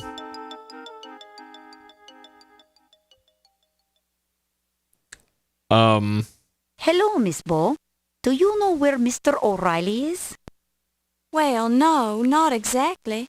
I assume he's still in the museum. Well, I'll find him. If you see him first, would you tell him that the Countess is dying on the desk in my office? The Countess is dying? What's wrong with her? Well, she's looking rather pale. Her eyes are glazed, and she's not breathing much.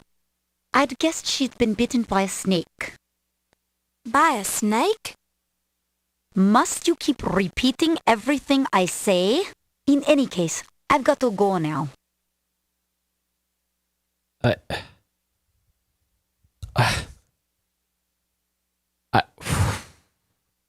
All right. This sounds like, oh god. Can I get out my snake oil? While this is an Snake oil.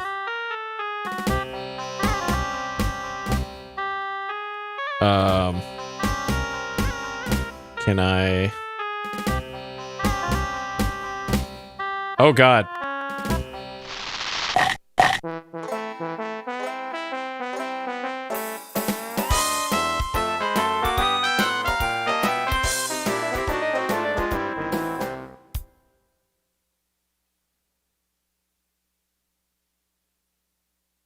Great.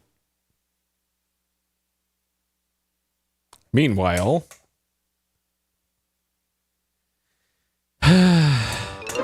okay, I'm gonna right click through this. This will be over quick. Countess? Okay, maybe not. I should probably save before I go in that room. You... So, this is probably why you get the refillable snake oil thing. Hello? But I don't know if I have to go save the Countess or...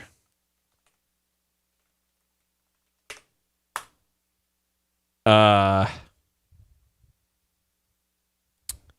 what? What's the play here? Am I trying to back it into the corner and then snare it?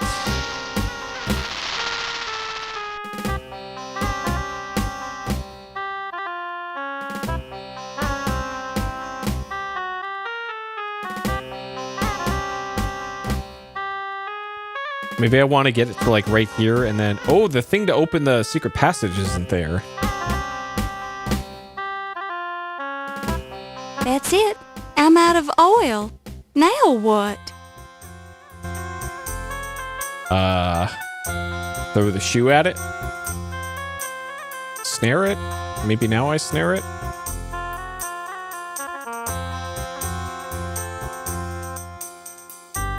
Okay, and then...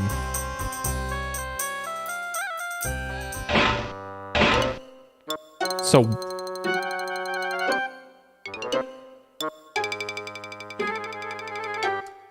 It's missing a tooth. Or a fang.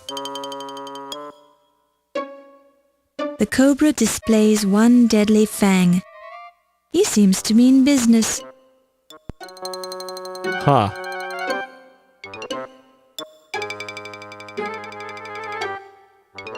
Oh!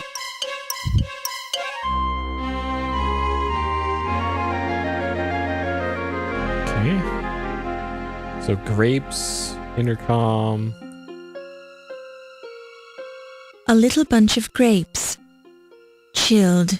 You remember something about grapes being found alongside the victims of Jack the Ripper. The person who was eating grapes at the party was the detective. I think. They seem to be ordinary table grapes, nice and ripe. You pick it up and place it in your purse. Okay. It's the bound and dead body of the Countess Lavinia Waldorf Carlton. The skin on her hand is as pale as her face, showing minor signs of lividity in the palms. The skin on her hand is as pale as her face. The Countess is looking rather pale. She seems surprised that she died here on Olympia's desk. It's the bound and... Okay, anything else? It's the bound... Looks like an important document. A paper with printed words on it. So that one's not important. The first page of a scientific report. Okay, so what's down here then? Don't touch it.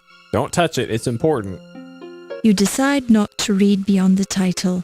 Proceedings of the 20th Annual Conference on Domestids. How is that an important document? Her bloodshot eyes are open and staring into infinity. Her lips have a bluish tint. There are no signs of violence on or around her face or head. Her bloodshot eyes are open.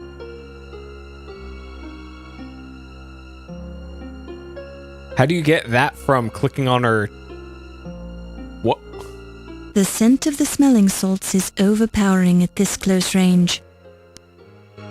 She had that hidden in her hair?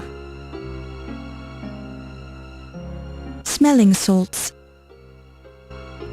You pick it up and place it in your purse.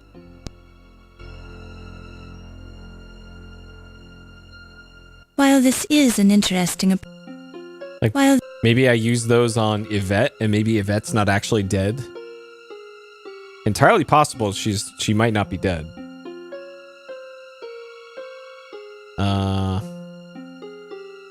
Her fingernails are clean and unbroken, showing no signs of violence.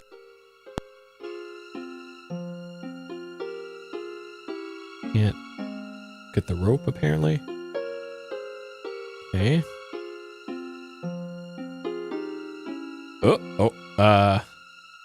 You detect a trickle of what could prove to be cobra venom. Oh. You deem it wise not to touch it when you remember that it's a neurotoxin that causes progressive paralysis leading to respiratory failure.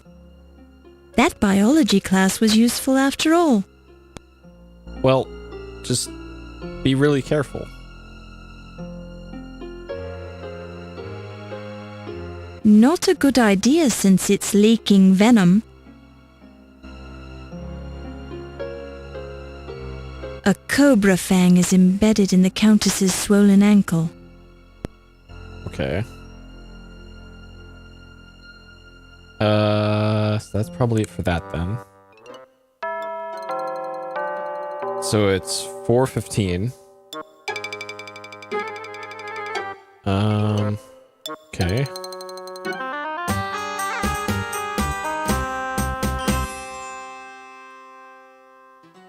What? Oh, okay. That was all of Act 4. That was like 10 minutes. Okay. Rex takes a bite out of crime. There's a Scruff McGruff reference in this game. So far, so good. Keep it up. Okay. Why is... What? Oh my god, what? What the fuck is going on? Holy shit.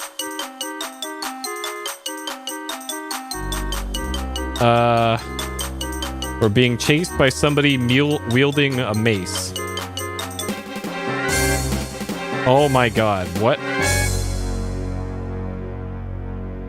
Am I just fucking dead? What the fuck?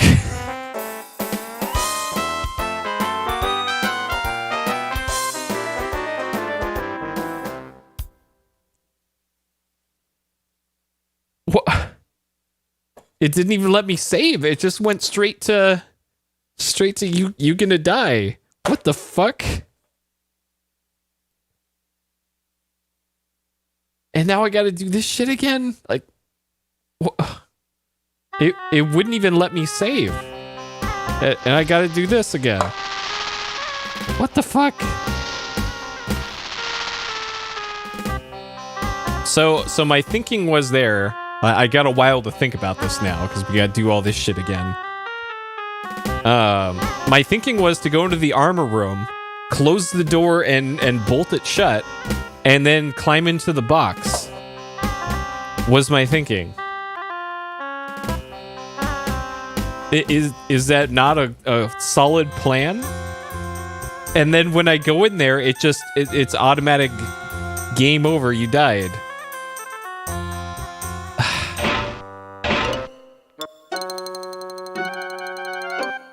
Okay, I wonder if I leave the room, will it let me save? Okay, I'm going to backtrack.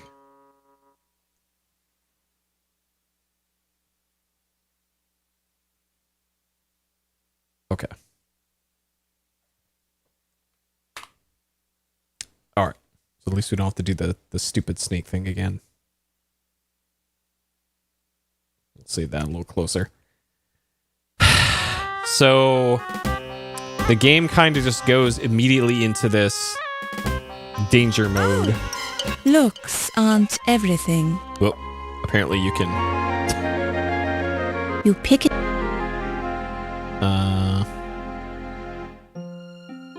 It's the bound and... So I need the smelling salts.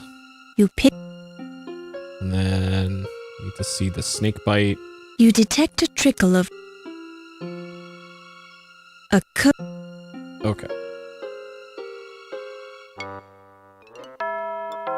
And then it doesn't let me save once I'm in this. Okay. So once you exit the office, it goes straight to go time. So we start that sequence here in the Mastodon room. So my thinking, if we get out the old John Madden here, was to go from here to here in the medieval armor, close the door, and then hide in the box here. But apparently that kills you.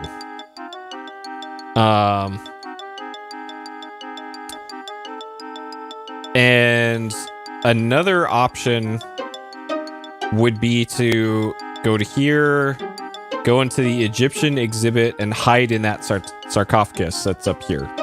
But I have a feeling that's probably also going to kill me because there's nowhere for you to go at that point. Another possibility is here to the T-Rex room. And then you can actually do that thing where you walk around behind the T-Rex. And then I might be able to get past the person and get back to here. Though to what end, I'm not sure. And then say I did get back to the Mastodon room. What then? Like down into the basement to the security guard room, maybe? And then get him with the sword? Or at least once I'm down there, I can use the hidden passages maybe to navigate? I don't know.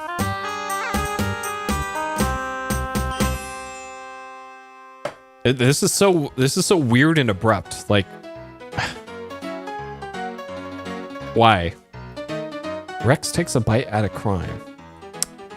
I wonder if this means Rex a dinosaur. So far, so good. Keep it up. I wonder if this means I need to use the animatronic dinosaur.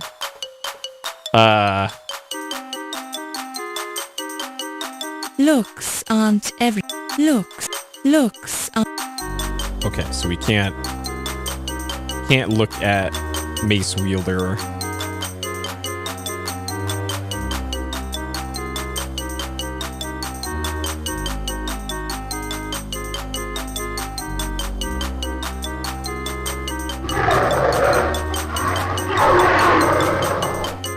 Welcome to the Linedecker Museum Dinosaur Display. My name is Rex, and I'd like to tell you about myself. Like, maybe I gotta go this way and then hit him with the bone.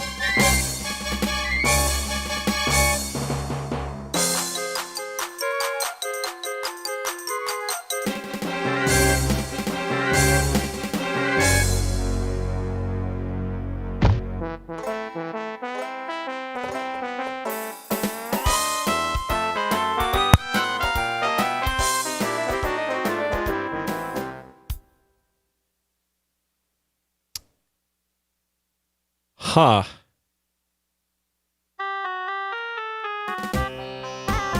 Yeah, we keep getting the doink. Oh! Look. You pick...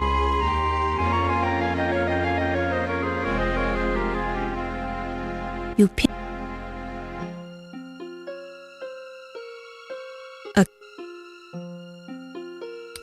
So... That's probably not it then. So I probably need to...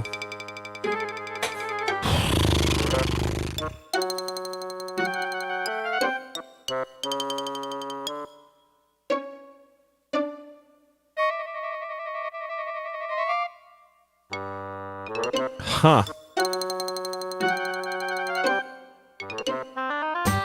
There's nowhere to hide in those other rooms, though. So I need to... Maybe I need to go into the main hall and then make a big circuit around it. And then... So far, so good. Keep it up.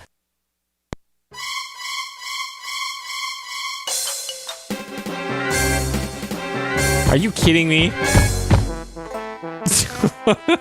Okay. Alright, it's not that either. Alright, can't go into that room. Oh!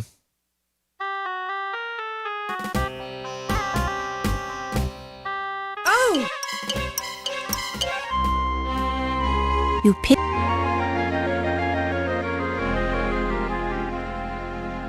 You pick...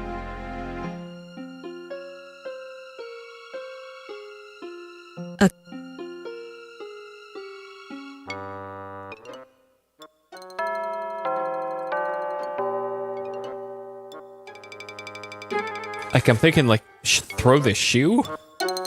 But who throws the shoe, honestly? We don't have any more snake oil left. Like, can I bring the snake with me? While this is an No.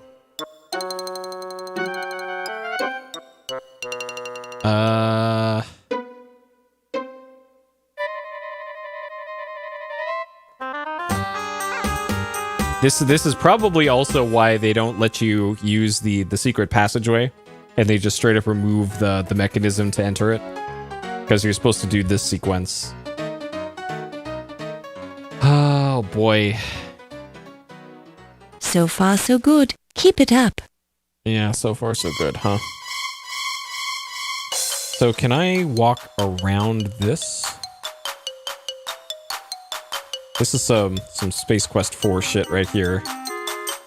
Okay, so we can do this and go into the old masters. Okay, so nope. Still fucking dead. So the only room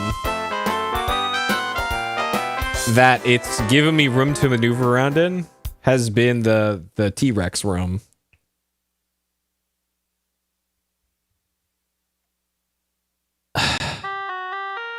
And you're probably just supposed to, like, click the dinosaur bone on the door. Oh! Look. And do a sneak attack. Like that. You pick...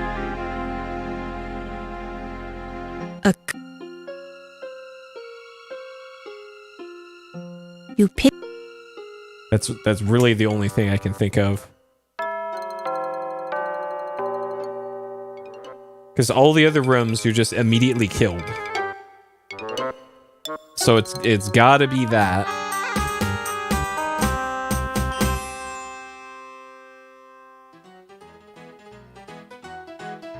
And apparently we're gonna be knocking out Steve Dorian.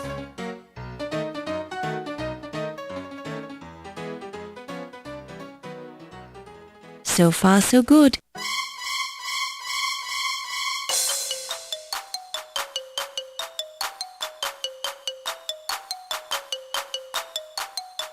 I wonder if I can close that door. Dinosaur bone. While this is... Like, maybe you're supposed to wait here until the person appears.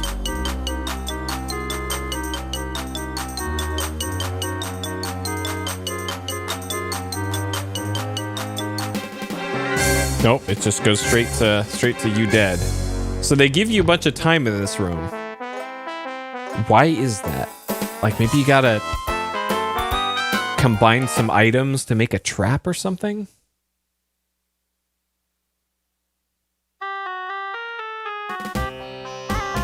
Do some like Home Alone trap or something?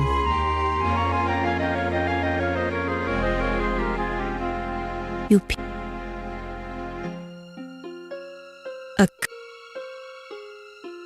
pick.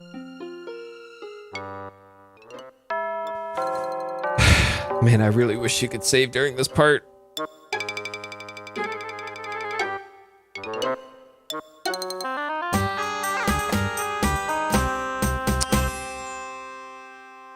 The only other thing I could really think of is closing the doors. Like, maybe if I close that first door into the main hall. So far, so good. Keep it up. And then, like, bolt it with the dinosaur bone.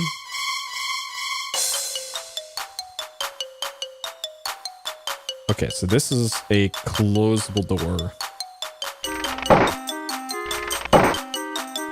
Maybe I can tie it with this. Okay.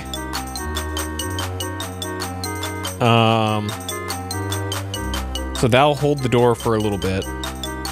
I can save the game now, too, more importantly.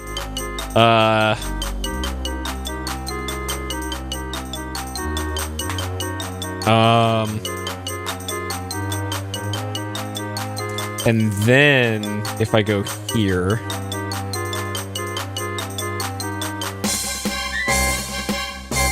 Go through the door. Jesus Christ. Alright, close this door. Bar it. The chest feels like... The chest feels... Get in the fucking chest. Okay, never mind. So we barred that door.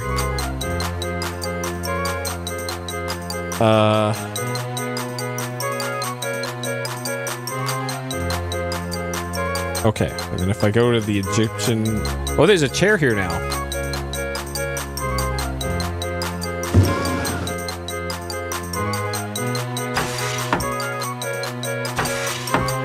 Okay, we can open that and then use this. While the door... I have to click.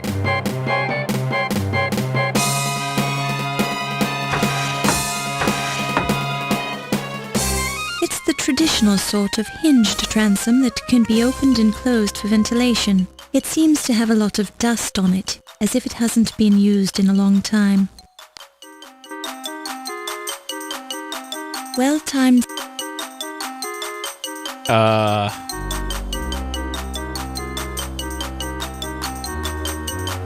The fuck can I do with this now? There's a thick coating of dust on the transom. Okay.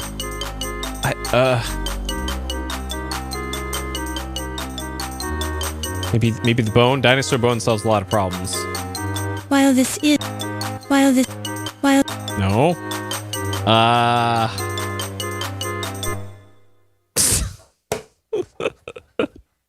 Dang it.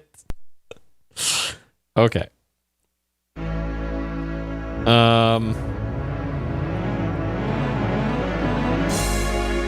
Yep.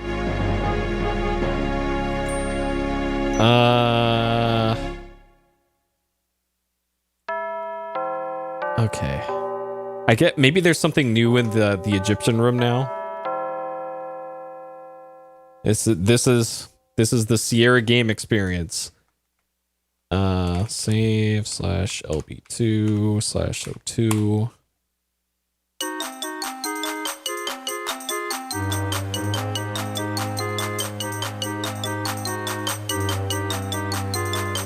So the title of this area makes me suspect, like... Okay, I'm gonna make a second save here. Makes me suspect that this chase sequence ends in the T-Rex room. Because so far there's been no other use for the T-Rex room other than the bone.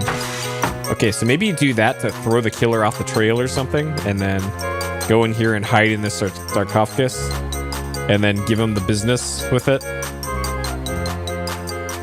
We hide in this.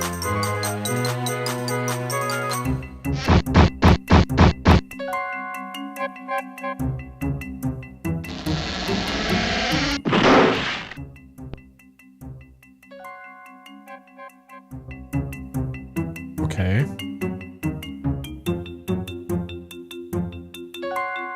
So maybe the door got broken down. Okay.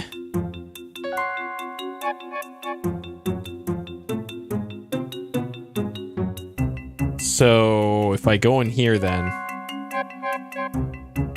the loading dock.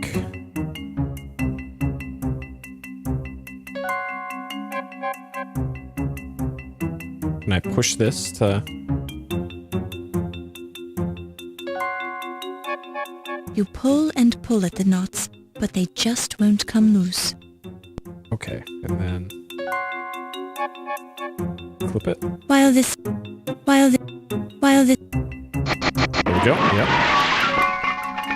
Maybe you're supposed to do that when the person's below it. I don't know. Is there another exit to this room?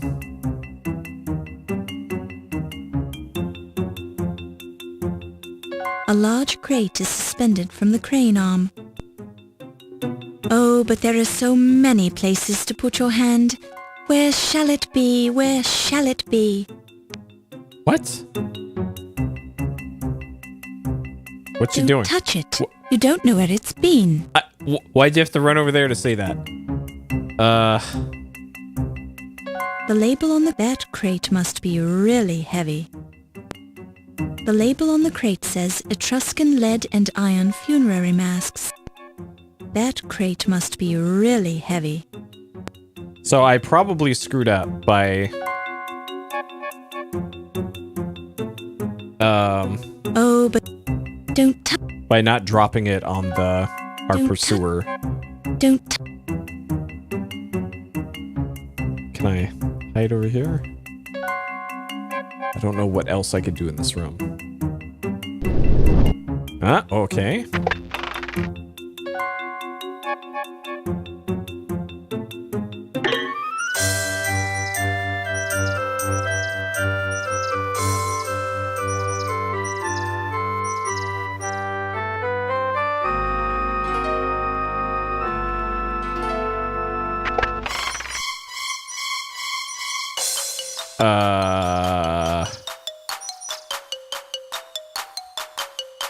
You pick it up and place it in your purse. Why, what?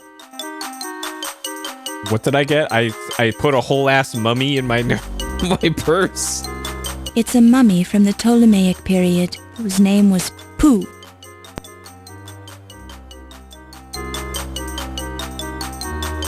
Don't touch. Can I get in the...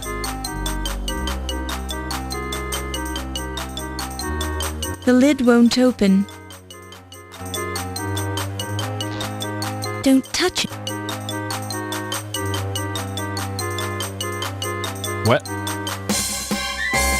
It's a mummified teddy bear. One of his black button eyes appears to watch you as you move around the room. Don't touch it. Don't... There is a cartouche on the teddy bear mummy's wrappings, identifying the cute little creature as Pooh too.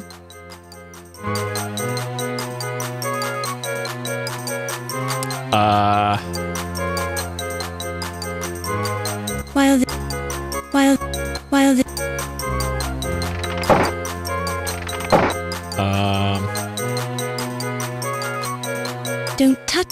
Don't. So can I touch it. leave this room somehow? Don't.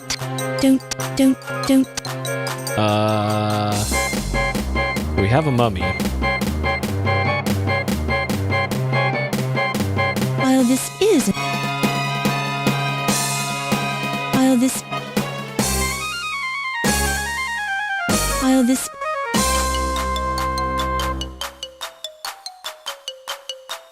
I have to stand over here and then...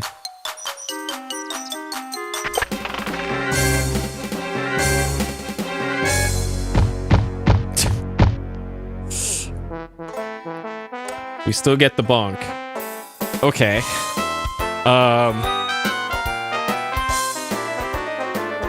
I still get the feeling that I should have dropped that big heavy crate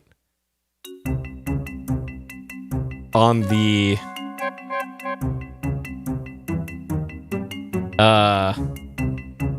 like you're supposed to wait until the person's like underneath this and then you clip the thing and drop it on them.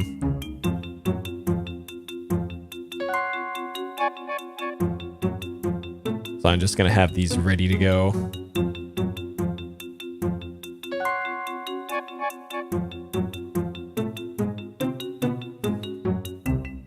Yeah, these time sequences are brutal sometimes.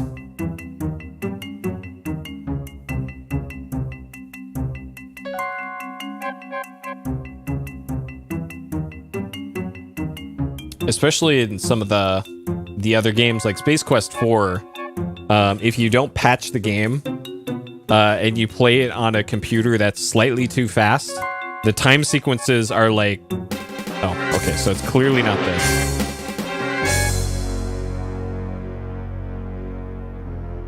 Yep, just stand right there, Laura. Good job.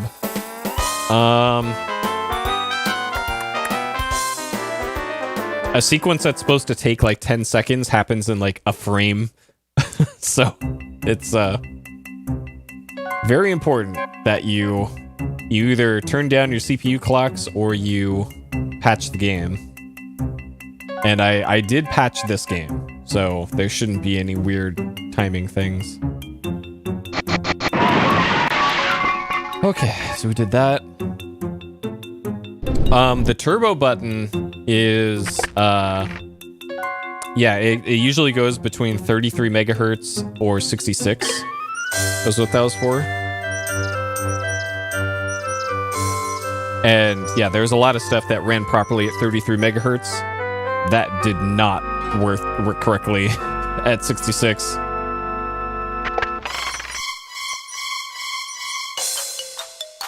You pick it up and place it in your purse.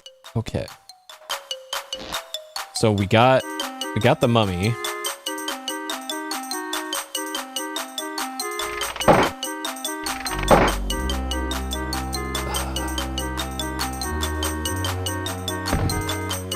What? Oh, okay. We use it to bar the door. Okay. Sure. Don't touch it. Don't touch.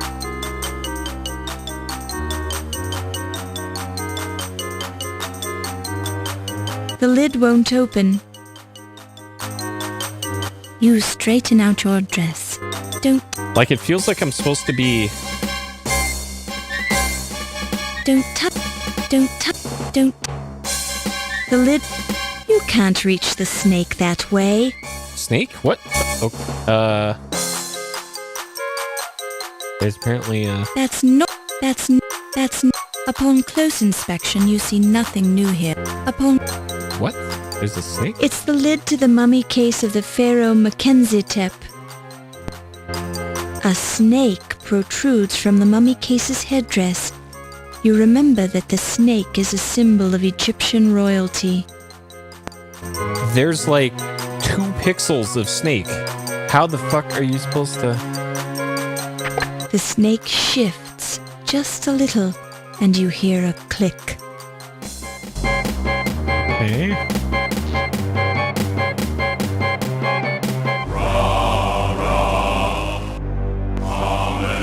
You hear ominous chanting as you encounter a strange ceremony. Oh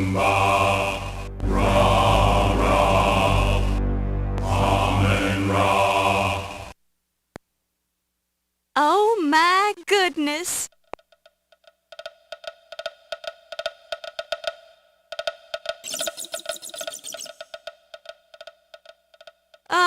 Excuse me, I was looking for the women's lounge?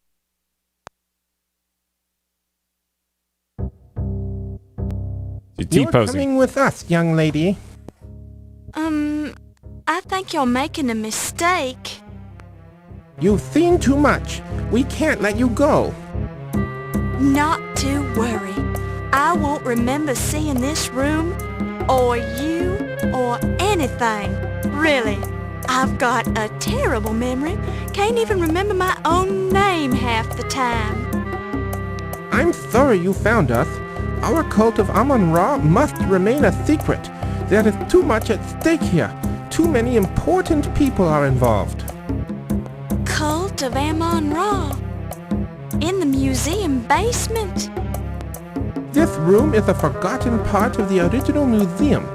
We are safe here, as long as no outsiders are aware of our existence. Oh, well, my lips are sealed. If you want to dance and sing and have little meetings down here, that's your business. You cannot be trusted, Miss Bow. You're a newspaper reporter. We could be a featured article on page 1 of tomorrow's newspaper if we let you go. But people are going to miss me. They'll search the museum.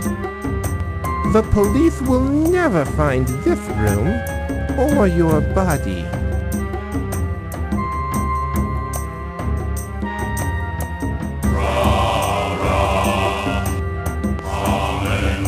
You don't really plan to kill me, do you?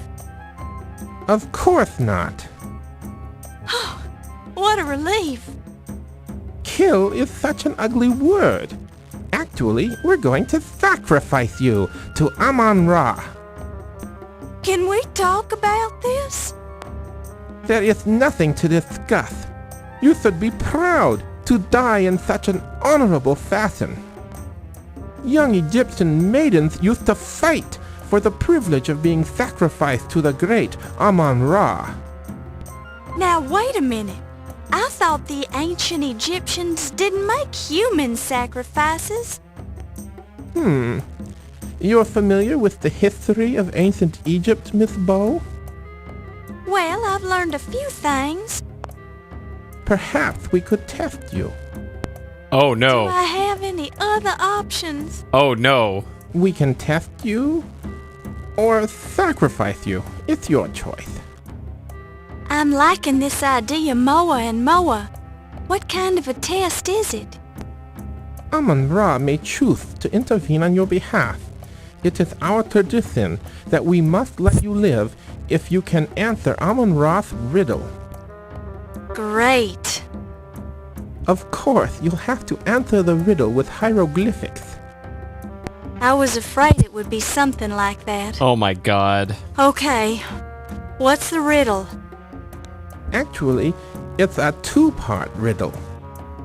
What is the room you leave without entering?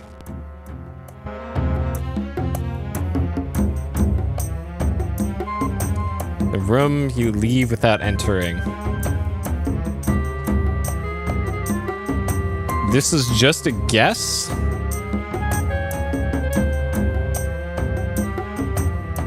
But I'm gonna say the womb.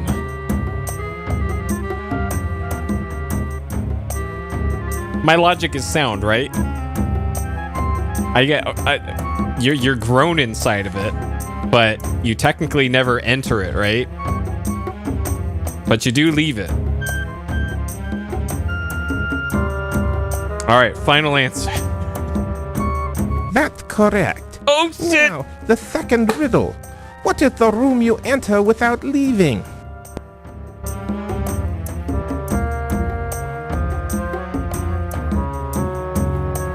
The room you enter without leaving. Either tomb or grave, probably. What is the name of the room you enter without leaving? It's probably meant to be a play on words with womb as well. That's just interchangeable, tomb and womb. So I'm going to say tomb.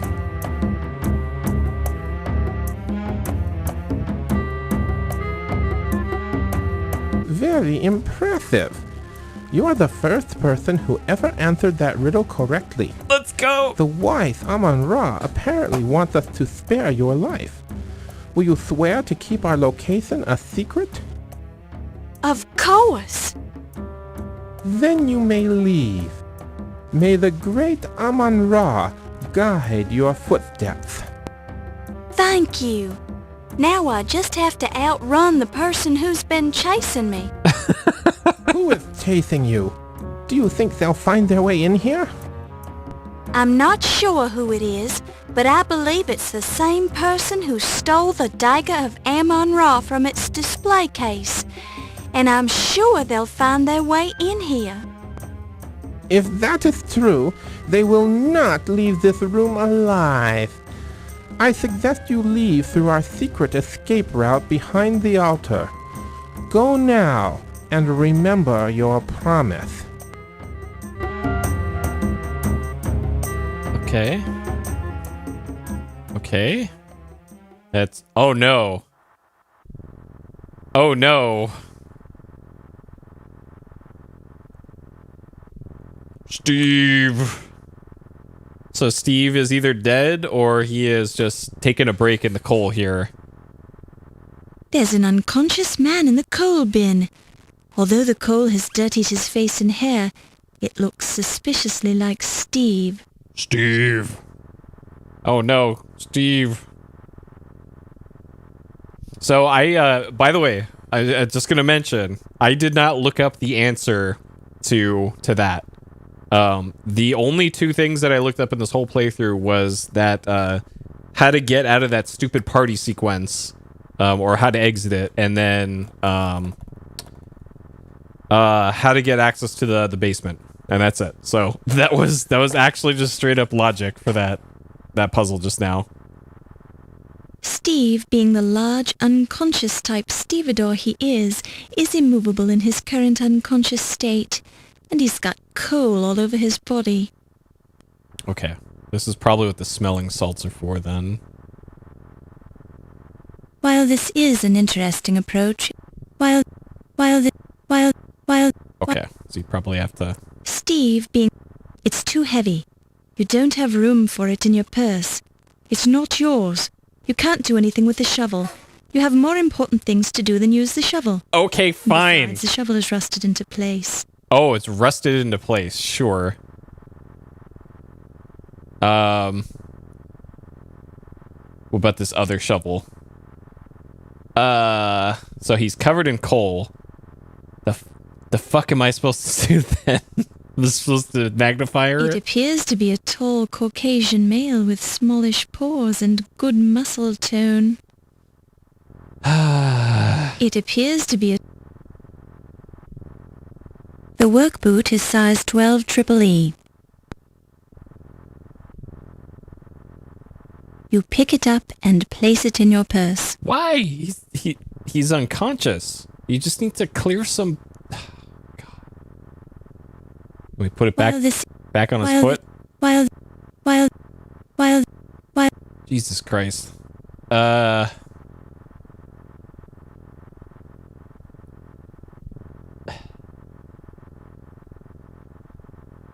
Just...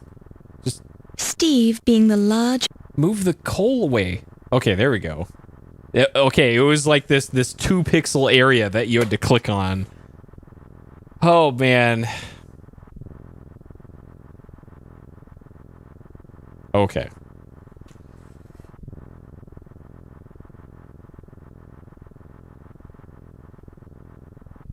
Ow! Steve, you idiot. Wait a second, did he just die? Steve appears to be in great pain.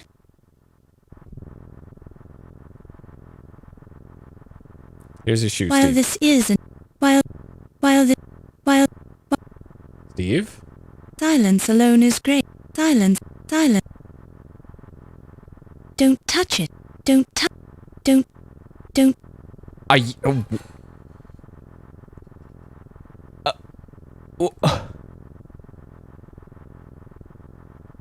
While this... Several gunshots ring out close by. You can barely hear anguished cries and shouts over the roar of the furnace. You'd better get moving. Okay, hold on.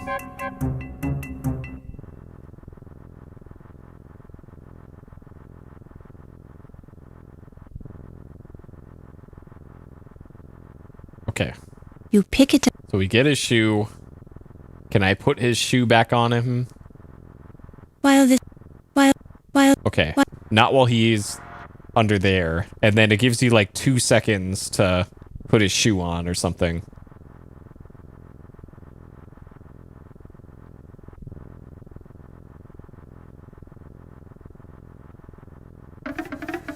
Oh, my head. What happened? Laura? Yes, Steve. I was so worried about you. Are you all right? I think so. I remember hearing somebody coming up behind me, and as I turned around, somebody slugged me. Cripes, my head hurts. They must have dumped you down the coal chute. Let me see where you were hit. I'm all right. Don't touch it. Honestly, you men can be such crybabies. Do you think you can walk? We have to get out of here. Somebody's been murdering everybody in this museum, and whoever it is after me. I can make it. I'm with you. Where do we go? Good question. Okay. Alright, I have control again. Hey, Croc. Okay.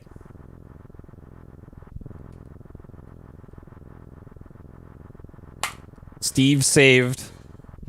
How about this obvious door? Or this grate? This door is locked, and you don't have the proper key. The grate covering the drain is firmly bolted in place. Fortunately, there's nothing in the drain you require, and it's far too narrow for a human to enter. Okay. About this.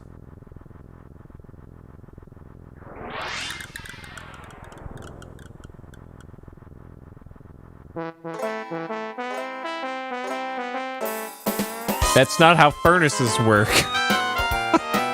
What the fuck? This is some Sierra logic here.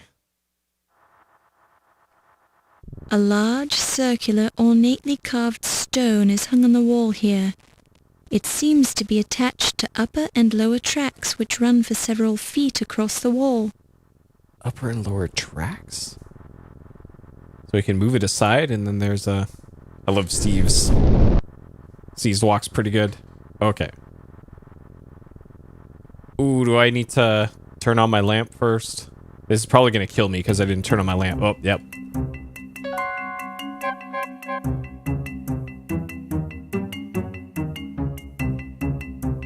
Oh, good. Snakes. I don't have any more snake oil. Because I couldn't refill it after the last snake part. Were you really supposed to go and refill your fucking snake oil? Do I have to go do all this again?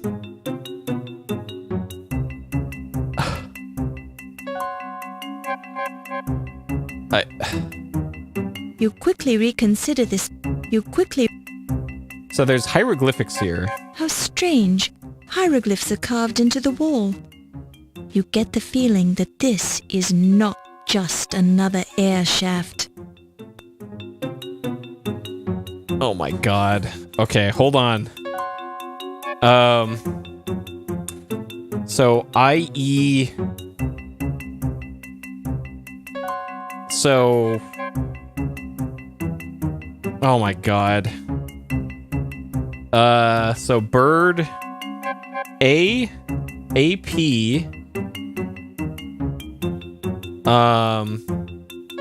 APZO...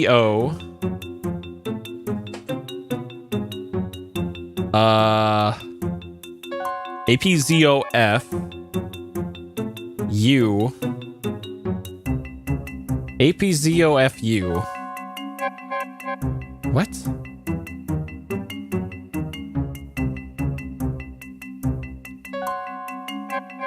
What the fuck? And then I can't even read the ones further up. And the ones behind the two characters, I can't tell. Shit.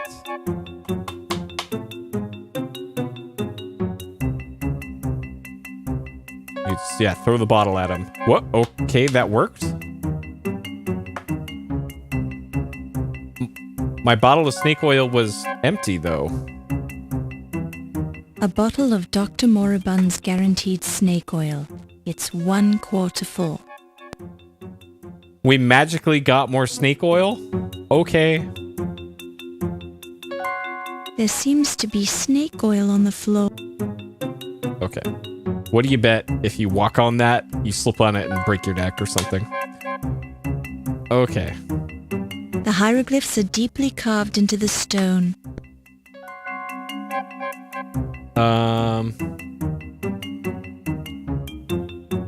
Okay. So we got foot, which is B. Bird is U. Y. Is this a fucking ad? B-U-Y. S. I-E-R. Fuck you.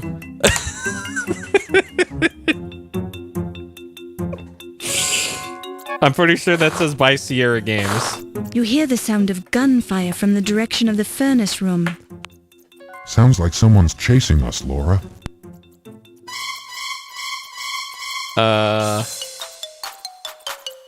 While this... Okay, so cheese. Okay. Of course they had to have a Sierra ad. Watch in relief as the last of the rats scurries out of sight. You can barely smell an unpleasant odor, like burning hair. Huh. Okay, so what is this then?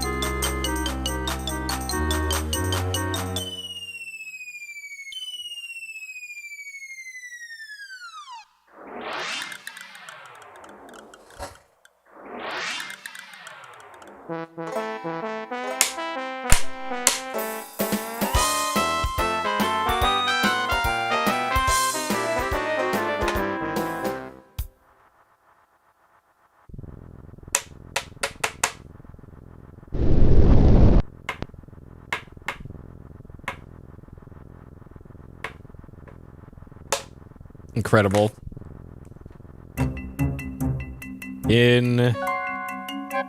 Incredible.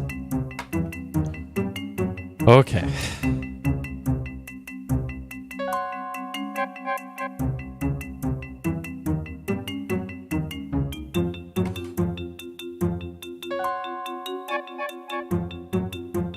Not sure what the rest of that message is. But it's some stupid ass Sierra advertisement. God, I translated that whole fucking. You hear the sound of gun. Yeah, like gunfire. Yep.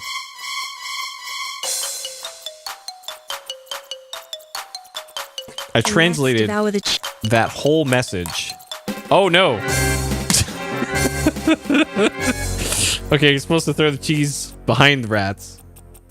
Otherwise, they just... You have a gnawing feeling. You made a horrible mistake, rats. Alright, I guess we're doing an all deaths run of this game. Great.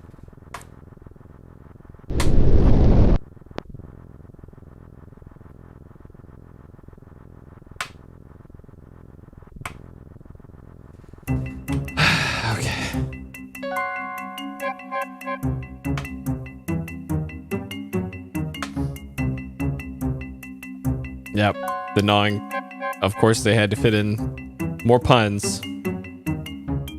I don't know, haven't you seen videos of like New York rats that just like take a whole pizza and drag it into the sewers. 5 rats working in tandem could probably drag a person into the sewers.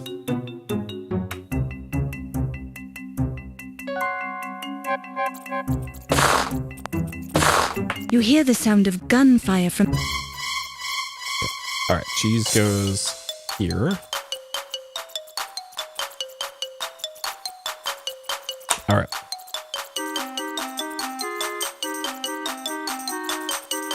You watch in relief as the last of the rats scurries out of sight. You can barely smell an unpleasant odor, like burning hair.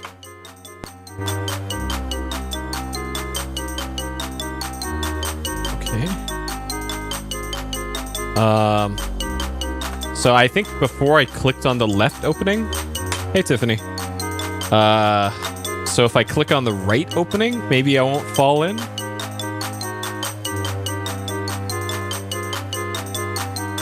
Okay, that's a door and not... Oh my god!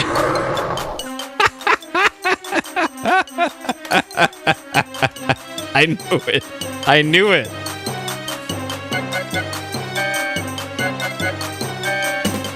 I knew there's gonna be some dumb use for that.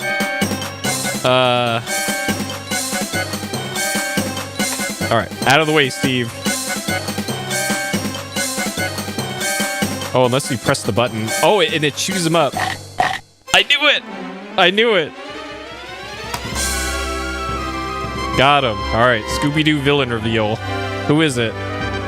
It's a detective, probably. It's a detective.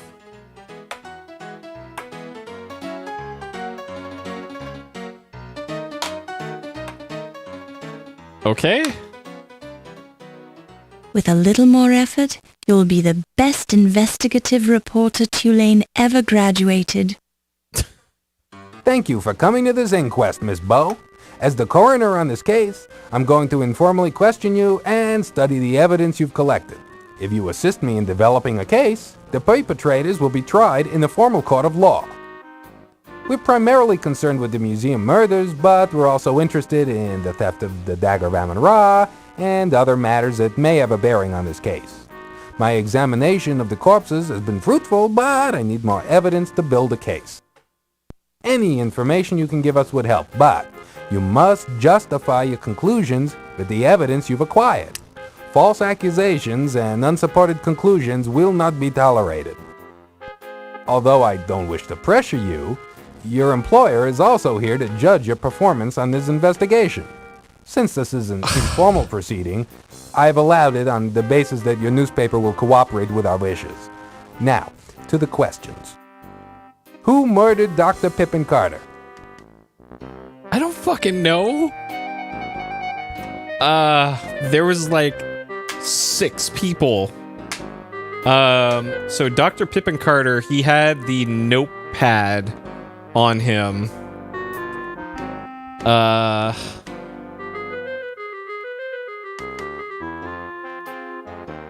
Oh God. I think that was Tut. Or no, that was totally Tut. The motive was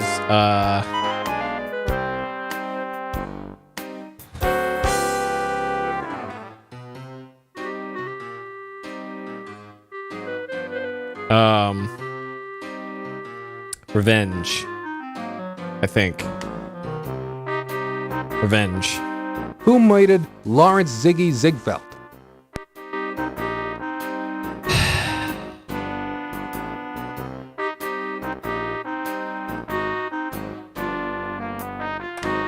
I honestly don't know. I don't even know who this is. Like, who even is that?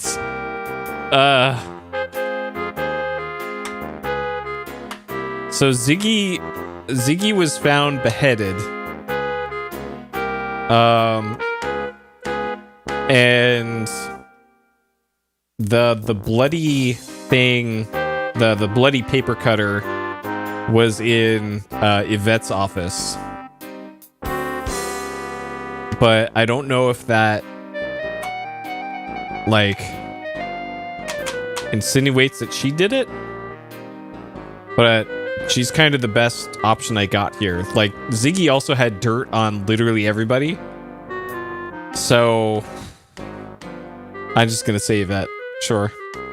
And it was,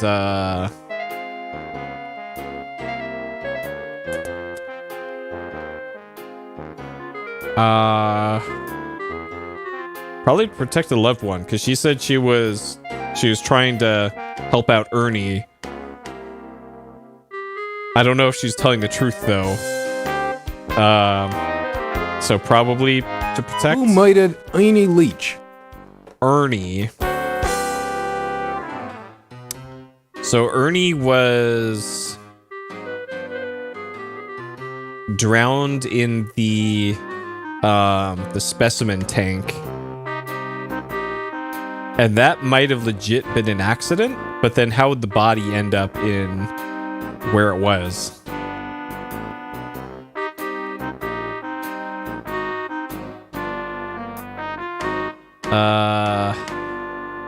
I don't know if this is Ice Pick, because there's also Ice Pick. And I can't think of anybody else who'd have a beef with them. And Ziggy was already dead, so it couldn't have been Ziggy.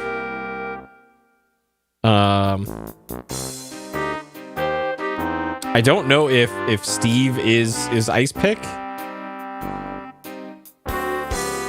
or if that's a detective.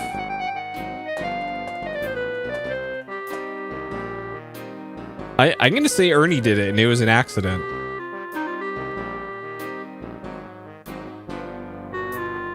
Who murdered Yvette Delacroix? Yvette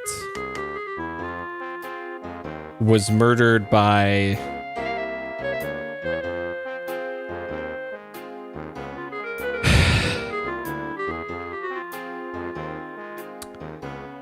so when she died, the Countess was alive.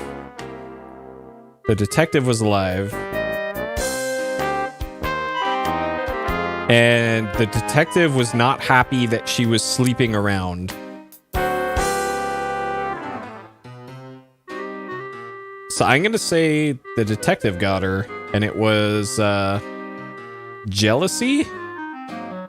Who murdered Countess Lavinia Waldorf Carlton?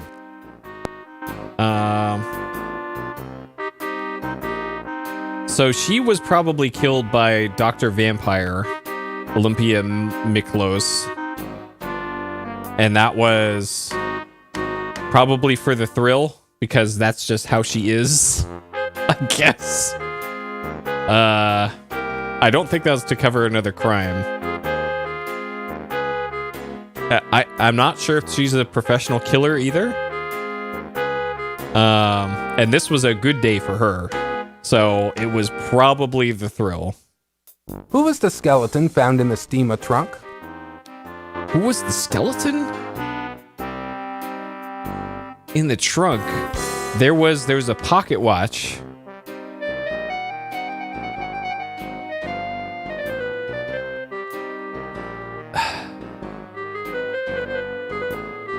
So it had its head, so it's not Ziggy, it's not the Countess, it's not Tut. It's not the detective. It's not him. He's alive. Him we saw. Steve still exists. It's not Wolf. So it's either Watney Little, whoever the fuck that is, or it can't be Archibald because he was still dead on his desk. That was the guy on the porcupine. So it's got to be Watney Little. Who actually stole the Dagger of Amon-Ra from the Ancient Egypt exhibit?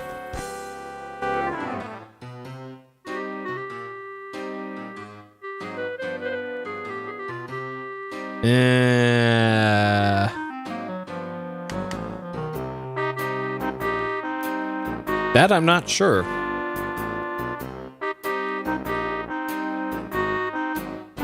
It would have had to been somebody on the staff at the museum.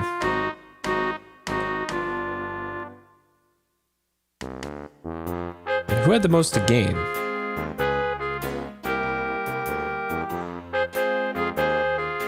So it probably wasn't Ramses, because he was doing his weird ritual stuff. I don't think it was Tut.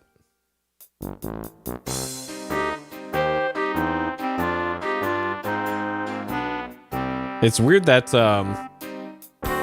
what's his face? The first guy that we found dead is not on this list. Because he could have stolen it.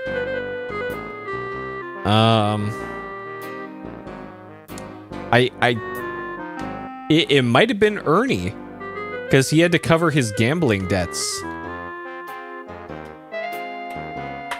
Either that, or it was. So we ended up finding it in tank number 13.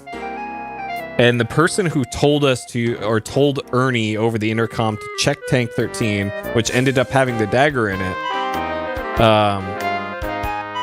So Ernie was just there to fence the stolen item. He didn't actually take it from the enclosure. So, and I think it was Olympia is the one who told him hey, go down to tank 13. There's a thing for you. I think that was Olympia. I don't think that was Yvette.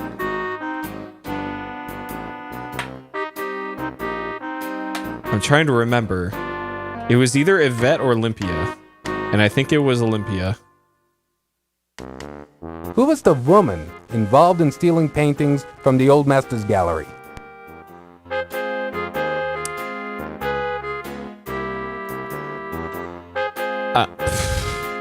The Countess? Based on what we now know, your assumption is correct, Miss Bow. Good work.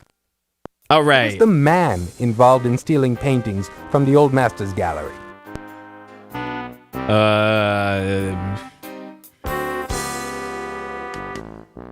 How the fuck would I know this? Maybe that means I messed up every single other one so far.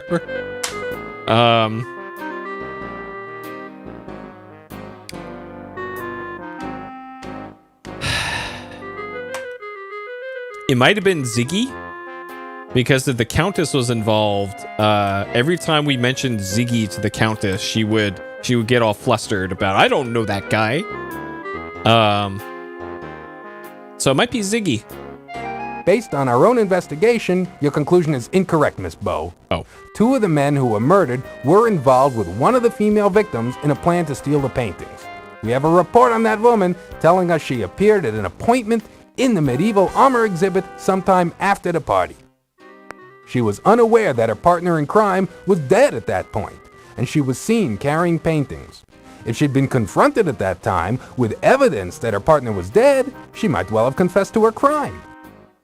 Who is the high priest of the Amon Ra sun worshippers? The high priest? None of them, because that doesn't exist. I don't want to be cursed by the pharaohs. Is it Steve? Was it Steve the whole time? It's probably Ramses, because he was the one talking to us. So, probably Ramses. That's correct, Miss Bow. Okay. You're very observant. Which museum employee runs a fencing operation as a sideline business? That is Ernie. That assumption is correct. Mr. Leach was moonlighting with his own business as a fence installer. In fact, he put up a very nice fence around my house. What? Miss Bow, please remember in the future that you're a reporter, not a detective. By interfering at crime scenes, you make it much more difficult for the police to do their jobs. Not only are your conclusions based on unfounded guesswork, you don't even have any evidence to back them up. By your presence at the murder scenes and your destruction of evidence, I'm tempted to conclude that you were the murderer. Uh-oh. You neglected to thoroughly question all the suspects, and you missed important evidence at the crime scenes. Although you discovered the Dagger of Amon Ra, you have not arrived at conclusions about the theft that make any sense to me. I believe the theft involved two people, one of whom must have been on the museum staff. Because of you, a murderer is running loose in this city, free to kill again. I hope you're proud of yourself, Miss Bow. Boo. Since his skeleton was so nicely cleaned by the domestic beetles, Dr. Carrington's bones will soon be hanging on display in the Leyendecker Museum. Yvette Delacroix died plastered. Her remarkably lifelike statue now lives on in the Old Masters Gallery of the Leyendecker Museum. Her memory lives on in the minds of all she touched. Her sculpture is attributed to artist unknown. Dr. Pippin Carter, wherever he is quite displeased. You did not recover the dagger of Amon Ra, nor did you find his murderer. Therefore, Pippin feels it is only fair that he should haunt you for the rest of your life. Uh-oh. Indirectly, as a result of your total failure, Wolf Heimlich was fired from his job as Chief of Security at the Leyendecker Museum. 1 year later, still out of work, he committed suicide in military fashion by falling on his sword. Having died in the course of this story, Watney Little's life of crime came to an abrupt end. As he was not a nice man, nobody missed him. After Wolf Heimlich was fired from his job as Chief of Security, Dr. Olympia Miklos moved to Montana to do full-time field research in paleontology, digging in the rich fossil beds she found there. Her greatest find was the carnivorous Olympiasaurus dinosaur. As fond as he was of the Leyendecker, Ernie Leach noted in his will that he wanted his body donated to the museum. His body now resides in numerous small jars of alcohol, which will be placed on display in the new Hall of Internal Biology, adjacent to the Hall of Late Mammals. Since the dagger of Amon Ra was not recovered, Dr. Patasheptut Tut Smith was forced to commit suicide with a fake dagger of Amon Ra from the Leyendecker Museum gift shop. After losing his head in the museum, Ziggy found himself unable to continue his criminal career. His head has been preserved and is now on display in the Life Mask exhibit at the Leyendecker Museum. Ramses Najir continued his successful career as an accountant and as head of the secret Egyptian cult of Amon Ra. With his strong high society ties, his accounting business made Ramses a millionaire in 15 years. Having died from a snake bite, the Countess Lavinia Waldorf Carleton did not live long enough to inherit any money from her last husband, Sterling. Extremely unimpressed by your total failure as a reporter, Sam Augustini fired you. Later that same year, he was mugged with a gift shop duplicate of the dagger of Amon Ra and died from his wounds. He blames you for his death. Yeah, fuck that guy. Since you were fired after your total failure at the museum, Crodfuller T. Rhubarb continued the investigation, found the dagger of Amon Ra and the murderer, and won a Pulitzer Prize for his excellent work. Henri Lamour, the coroner, continued his successful career studying dead bodies for the next 50 years, finally retiring in 1976 to tour with a rock band, the Ungrateful Dead. Low Fat continued in the laundry business, eventually opening a chain of low-fat Chinese laundries across the country and becoming a millionaire in the process. Detective Ryan Hanrahan O'Reilly continued in his job and became a full-time homicide detective. Having amassed a small fortune by being frugal, he retired to Ireland 3 years later.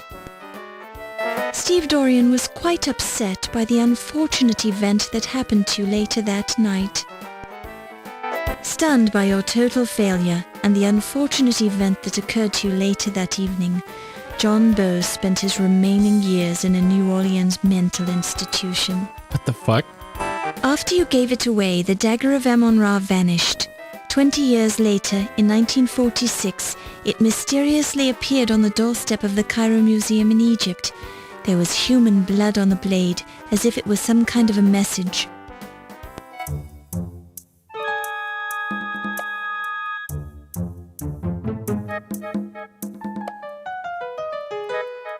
You had your chance and you blew it, Lorabo. This is what happens to interfering reporters.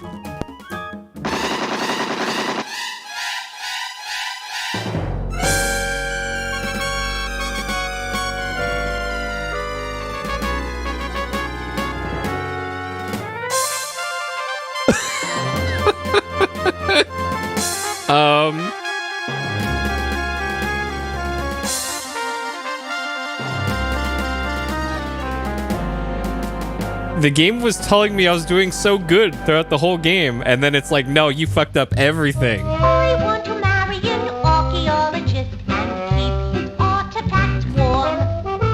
I travel with him through jungles and deserts and weather out every storm. If he wants me to, I'll burrow and dig or bury old small and pebble big. Oh, I want to marry an archaeologist. What a marvelous gig. Mommy would love him and Daddy too. We'd be famous and well-to-do. Oh, I want to marry an archaeologist. Then I could book it too. Wahoo! I could book it too. Oh, we'd play peekaboo. Oh!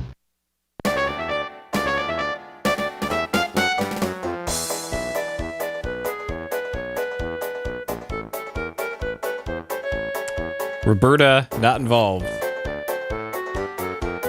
At least with writing.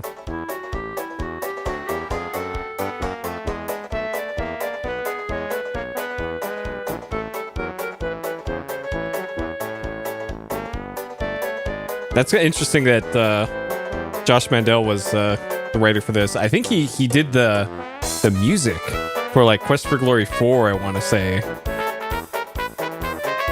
Oh, geez.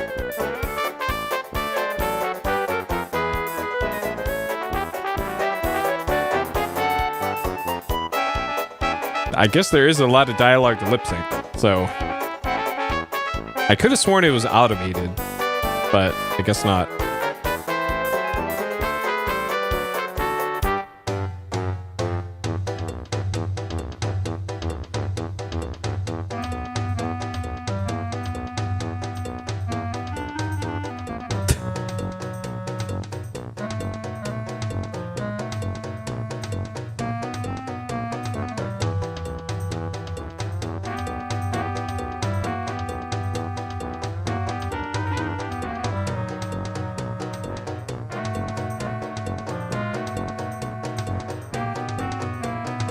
Configuration. I don't even know what they mean by that in the credits.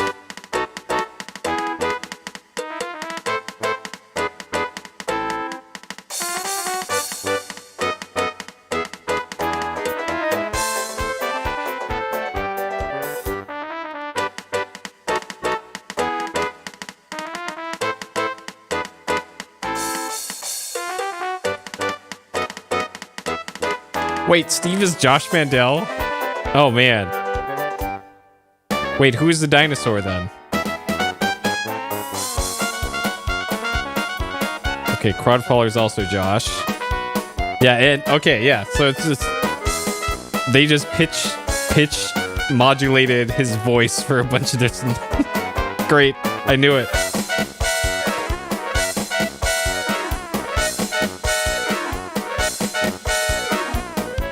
Blue person?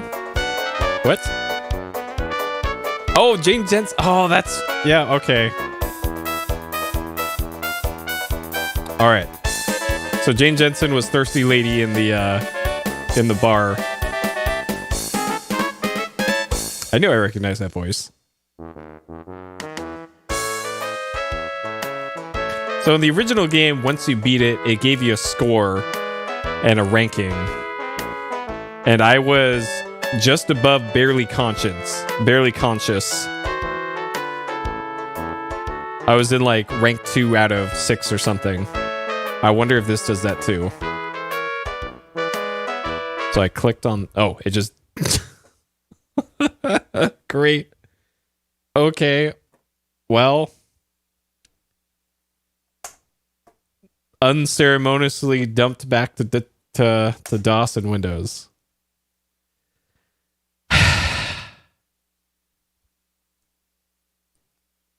interesting game. That one. All right. Let me... that. Okay, there we go. All right. So, I'm assuming that my mistakes during that weren't just in the final, like, autopsy thing, and that I also probably missed a bunch of events as well during the game. Because it sounds like I should have been in certain rooms at certain times to actually witness things happening. Like the guy said that there was somebody got a painting and was supposed to meet somebody else, and I actually wrote down those. Like he mentioned, like 1 a.m. in the armor room with the Countess and Ziggy, and apparently that was supposed to be like the stolen painting handoff or something. And then notes for meeting Tut in the Egypt room and Carrington in the armor room. And during some of those people were dead during those times. So I don't know how you're supposed to make the logical leap to put all that together. And then I could have sworn Laura had we had the dagger in our inventory at the end of the game. So I don't get it. I don't get it. I might have to like go and look it up and read a best ending walkthrough or something for this later to try and make sense of this, but I'm trying to process this and it's not making much sense. All right. Laura Bow in the Dagger of Amon Ra. 12 hours, 46 minutes, 18 deaths, 81 saves. Done in 4 sittings. Completed? Yes. Cheated? Yes. The parts that stumped me for this one stumped me to the point of just looking it up so that I wouldn't spend even more time on it, was trying to end Act 2, and Act 2 was the party in the lobby of the museum. I couldn't figure out how to get access to the rest of the museum. Like, I was still stuck in that central area, and I couldn't go into the Mastodon room because the wolf would just tell you to go away. And the thing that I missed was I had used the magnifying glass on one of the daggers, and it said made in Pittsburgh. But you were supposed to use the magnifying glass on all of the daggers until you found the one that wasn't marked made in Pittsburgh. Like, okay, fine, sure. And then the second time was trying to get access to the underground area. And I mentioned earlier in the stream that that one, there actually was a scene in the game where they showed you how to do that. It was when I had left Dr. Vampire's office, and I saw her walk up to the top of the screen and go into that side alcove where the secret door is. And I was so fixated on her and her sprite walking on screen, or off screen, that I didn't notice that in the center of the room, the statue's head was up and out of place. And then when I went to the secret room and then back to that room, the statue was back to normal. Its head was back on there. And I did not notice that. And if I did notice that, I would not have had to look up that second thing.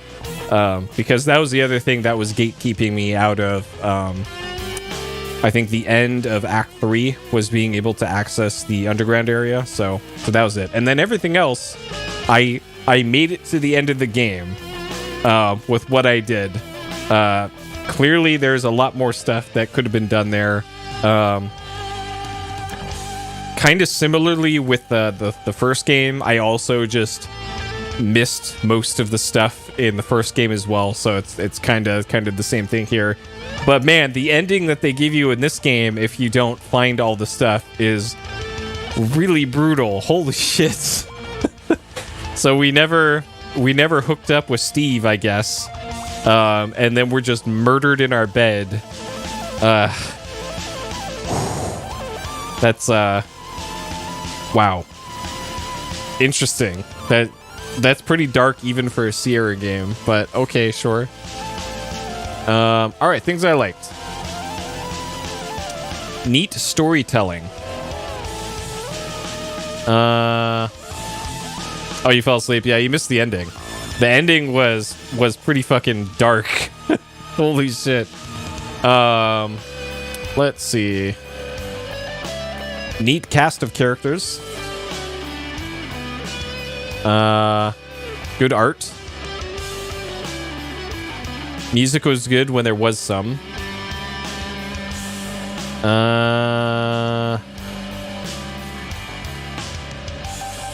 A little less boring than the first game.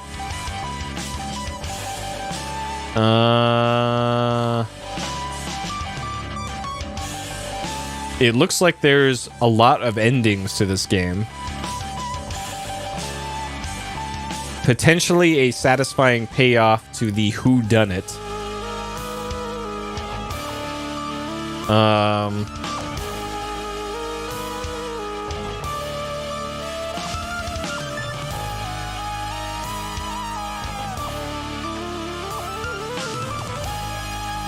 That's probably all that really sticks out to me.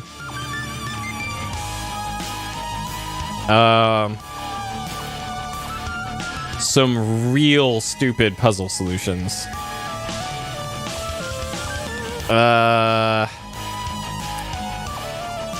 Pixel hunting.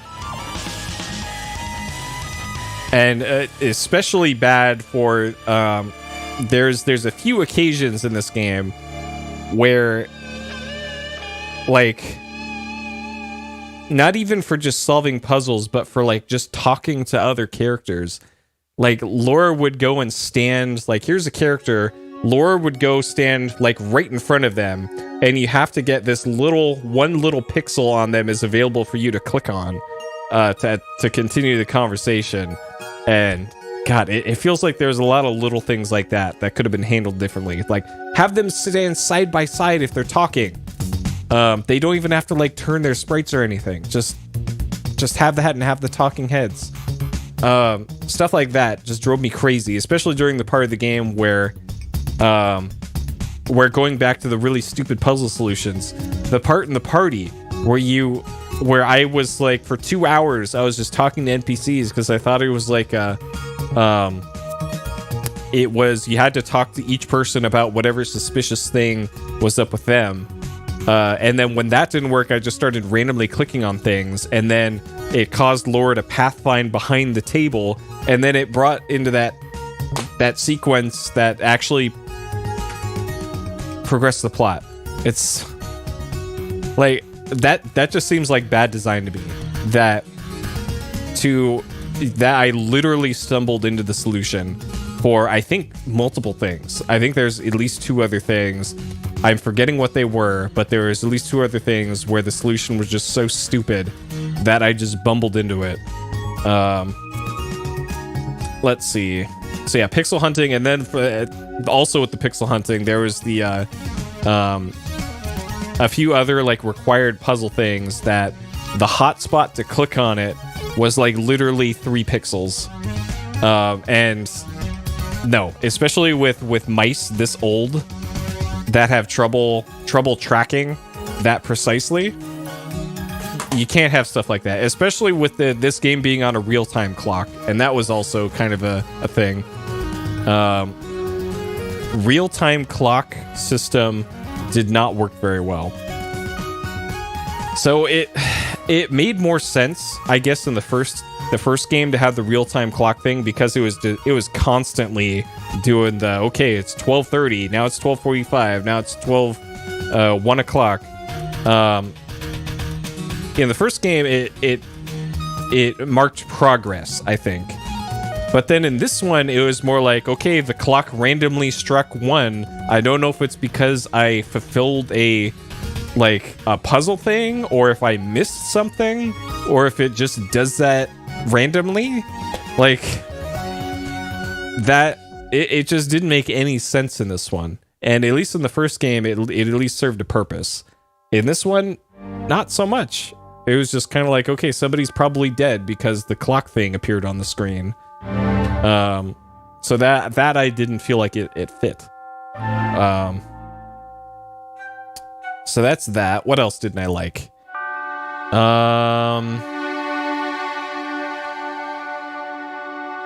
Translating those fucking hieroglyphics. Yeah. I know it was only like 10 minutes, because I saw in the VOD it was like 10 minutes of writing those down. But still, actually no, it was 10 minutes writing it down, and then it was another like 15 to translate it, and it turned out to be just some stupid message. And then there's I guess the big payoff was the Sierra advertisement towards the end of the game. Like, if that's the big payoff for learning hieroglyphics, then... And then I guess you did need to know the hieroglyphics for answering the riddle at the end of the game too. And that riddle wasn't exactly difficult. Like, I have 3 brain cells tops, and I didn't have any trouble thinking that up. So, I don't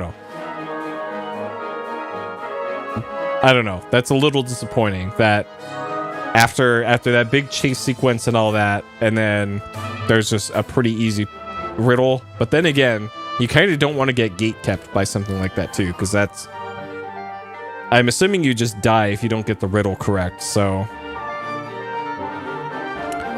Yeah. One thing or another, I guess. Anything else that I did not like?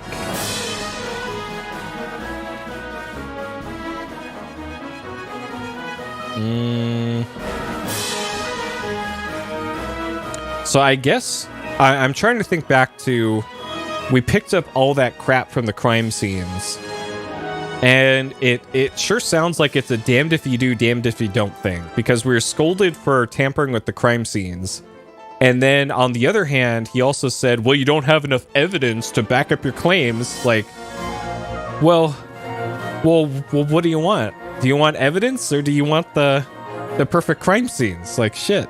It makes me think like you're maybe supposed to not like use a magnifying glass and pick up anything, and that gives you a better ending, maybe? Like, fuck, I don't know. It's weird. I'm really gonna have to look this up. I know, right? Like, we can see the things, but apparently we need that stuff in our inventory to... It doesn't appear in your notebook unless you pick it up, so... I don't know. I'll have to look it up later, because this is going to bother me now. I think that's it for the things I didn't like. I know, right? Alright. I'm sure this game had dank memes. D&B did not have any.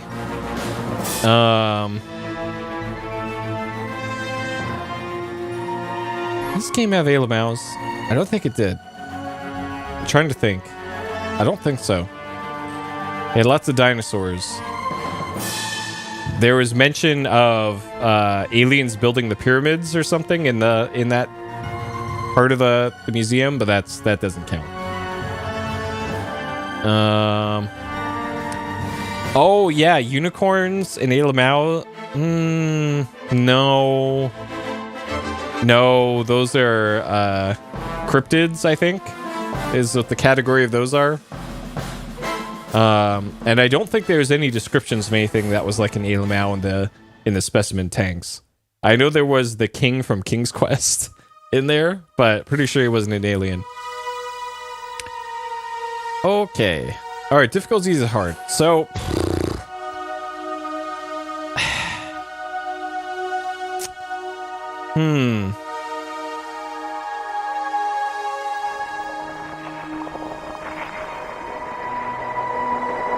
There were a few things that stumped me. a couple things, and they turned out to be kind of dumb. One of them turned out to be a real dumb solution. Yeah, and well, here's the thing about getting the bad end, though. Every time I ended a chapter and it gave me like the ranking for the chapter, the game made it sound like I was doing great. It was like between chapter, I think 2 and 3, it was, Laura, you're doing great. Your dad would be so proud of you. And then the chapter after that was like, you did a great job. And then the one after that was, if you put in a little bit more work, you could be a really great investigative journalist. And then when we get to the ending, it's like, you're a fucking failure. You fucked up everything. Literally everything. I guess you're gonna die now. The killer gets away. Like, how do you go from that to the ending that I got? Like, it's so weird, and it's probably why they don't give you a ranking at the end or something. But that just seems totally, I guess, incongruous is the word I'd use for that. It just doesn't add up. Like, why would the game praise me between acts and then just totally shit on me in the ending? Because I feel like I got most of the like physical evidence. I didn't witness a lot of the people doing the crimes in the act, I guess, and maybe that counts for a lot in this game. But I don't know. So as far as how that factors into difficulty, it felt like the split between puzzle solutions that made sense and the puzzle solutions that had real adventure game logic was maybe 50-50. I'm gonna say 50-50. A lot of the problems in this game were solved with the big dinosaur bone and just hitting it. And then there was also occasions of like, I used up all my snake oil on the snake, and then I magically had more of it in the next act, and how that happened, I don't know. I guess for like the end game sequence, you can't fault it too much, because that's just something you have to expect with an adventure game, like right here where Death Mountain is. That's kind of par for the course for adventure games, where you have to think fast, make use of all your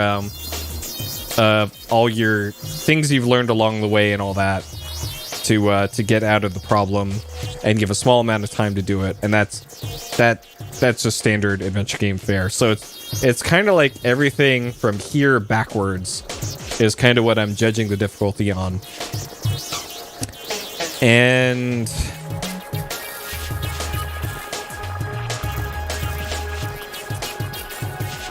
it's probably going to be about here. And my reasoning for not being just all the way on the hard thing here is that this requires at least some puzzles that you have to solve in order to advance the game. Some of those require some thought and just not mindlessly using items on items until something happens. A lot of them make sense. And you can get to the ending without being just completely stonewalled. The two things that I had to look up had really stupid solutions, so that's why I'll put that there. And then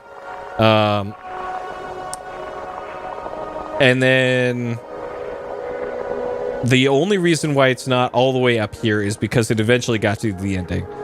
If it literally just didn't give you the credits unless you got everything correct in that final sequence, then this would be a maximum difficulty, because that would be really fucked up if they did that. And I can't remember if the back of the box mentioned multiple endings or not, but I'm not even sure if I loaded my save and I redid that final sequence again, the final coroner thing, if I put in all the correct answers, if I would still get a good ending or not.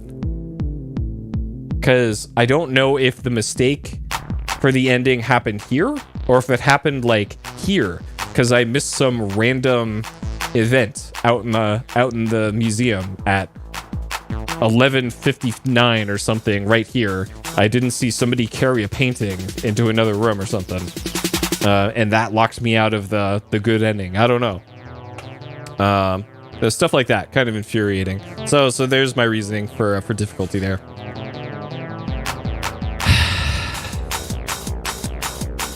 And then rating for this one.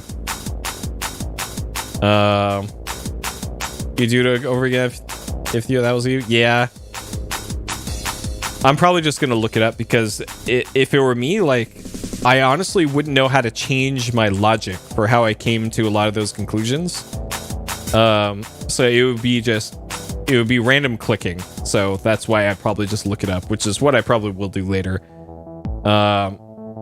So this one, I've heard this game talked up by multiple different people, that this is not just their favorite adventure game of all time, but in like their personal top 3 of all video games. And these are people that I know have played a fair amount of video games. And they rank this game up there, like, better than nearly every other game ever made. I don't agree with them. I can see why this game would have a lot of appeal, especially to somebody who's like really into Clue, something like a Clue or a whodunit, things like that. Like maybe just their personal taste, they're really into that type of story. And as far as stories like that in video games and that style of gameplay, I'm not sure there's many other games that really scratch that itch besides games like this. So that's probably the only real reasoning that I can come up with why somebody would hold this game in just the highest regard. Like, I could see somebody saying, okay, this game's really good, this game's great and all that, but to call this like one of the greatest games of all time, I think that's a big stretch. This game's got plenty of issues that I think would disqualify that for me personally. But, you know, people like what they like. I liked a lot of things about this one. But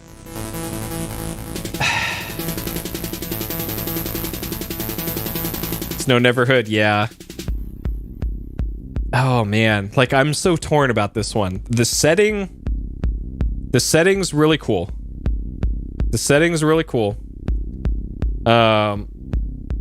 The puzzles just didn't make a lot of sense.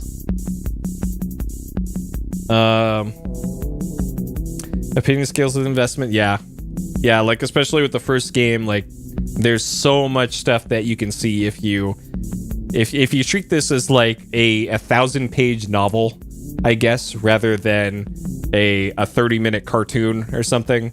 That's probably the difference here in design philosophy for this one. This one wasn't meant to be played just once, and neither was the first game.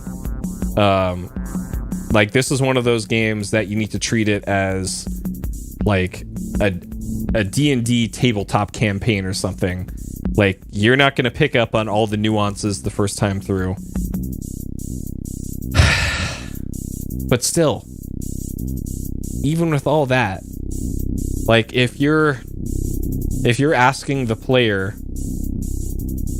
to play through this game at least twice at that length, with as slow and seemingly random the events and gameplay can be, man, that's a big ask. That's a big ask. Especially with the I wouldn't go as far as to say it's tedium because it's lore and world building, but having to go through that clunky ass dialogue interface for everything, where you gotta open up the notebook, go to the page for what you want, click on the thing, move your mouse all the way off to the side, right click until you get to exit, and then it starts the dialogue.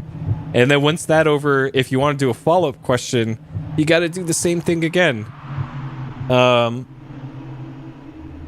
God.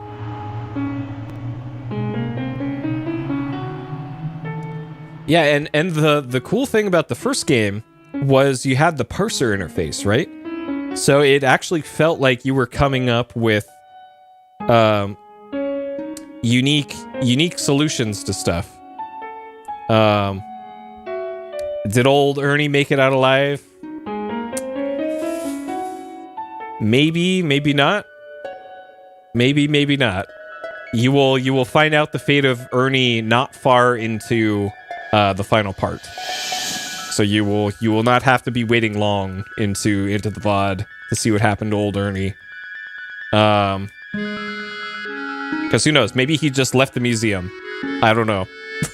You'll see what happened to Ernie.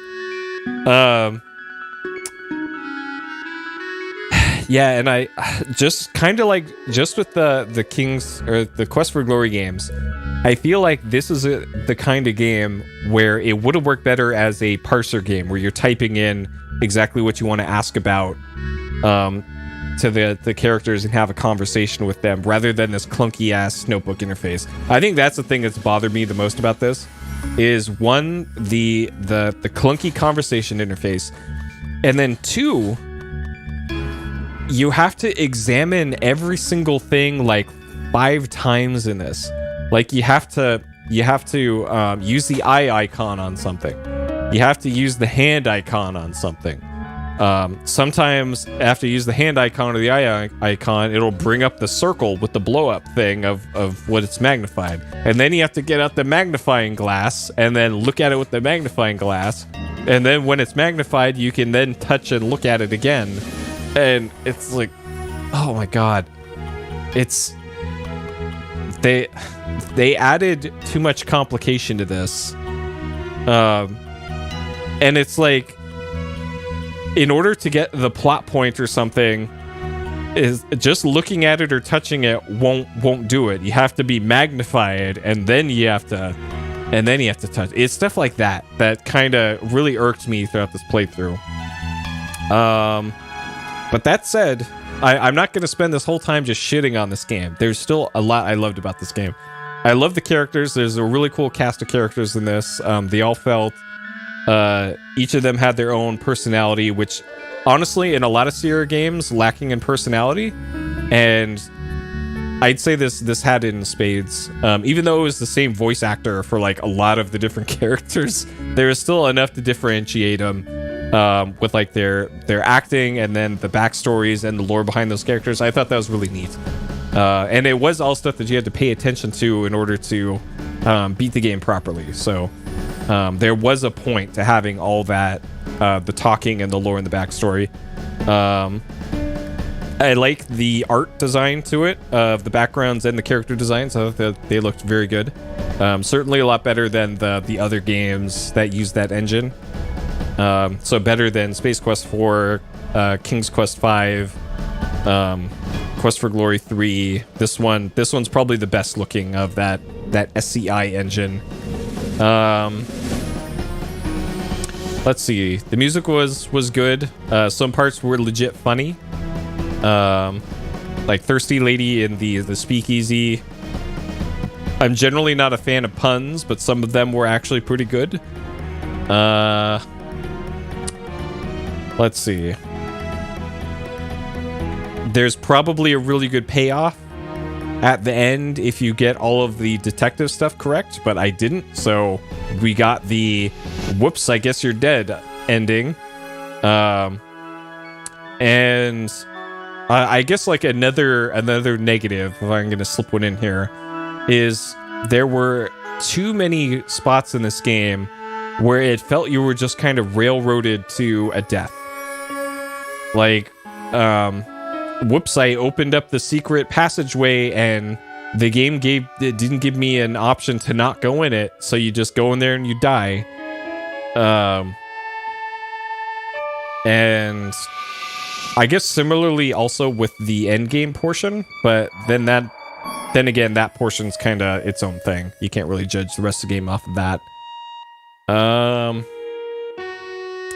So yeah, I think all told,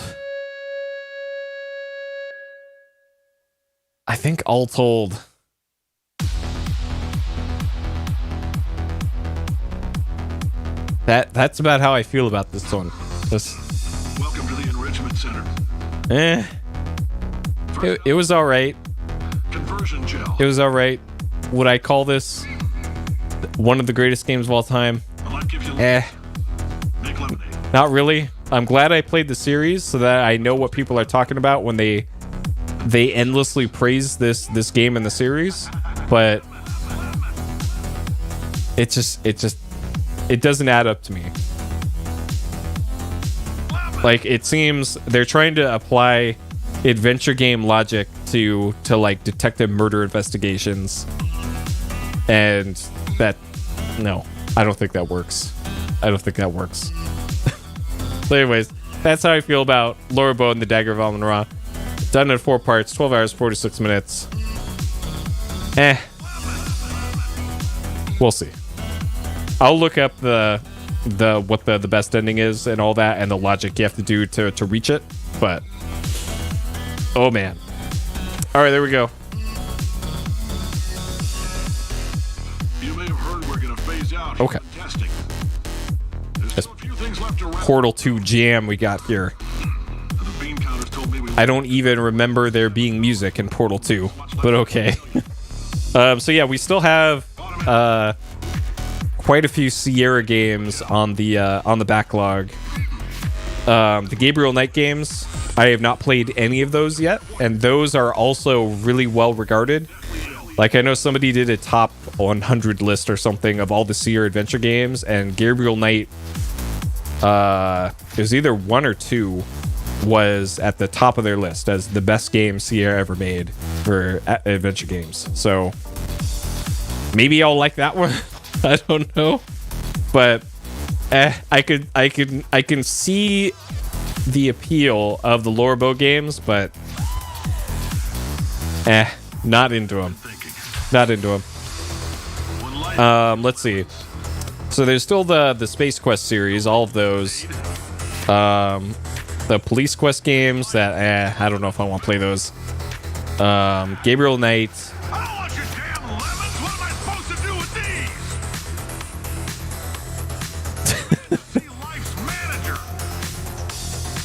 Oh man.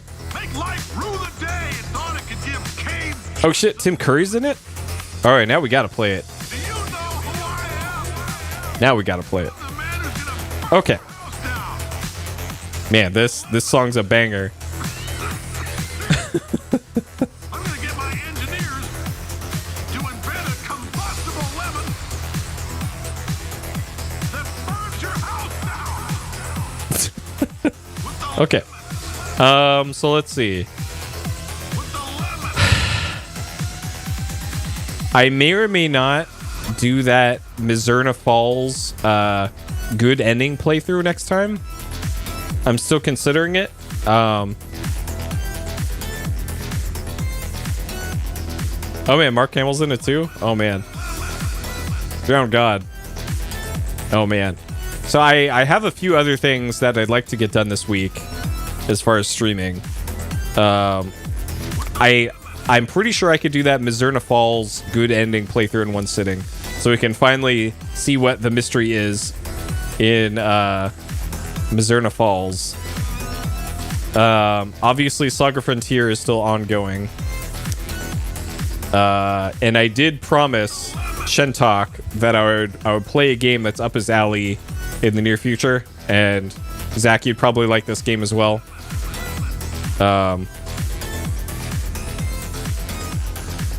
I'll mention what it is when I'm actually going to stream it, but I've talked about it before. What else? Oh, you missed the ending. Well, the ending is quite something. I'd recommend watching the ending because it's we got the bad ending, and it's something. So yeah, I start school on next Tuesday morning, so I still got a few days to get some quality streaming in. So I'm gonna rest up, and I will figure out tomorrow what I'm going to stream.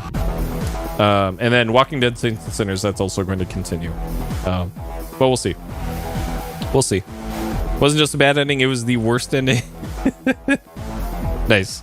Alright. Anyways, thank you all for watching. I hope you all have a great day, night, morning, or evening, wherever you are. I appreciate it as always. And I'll see you next time. Take care.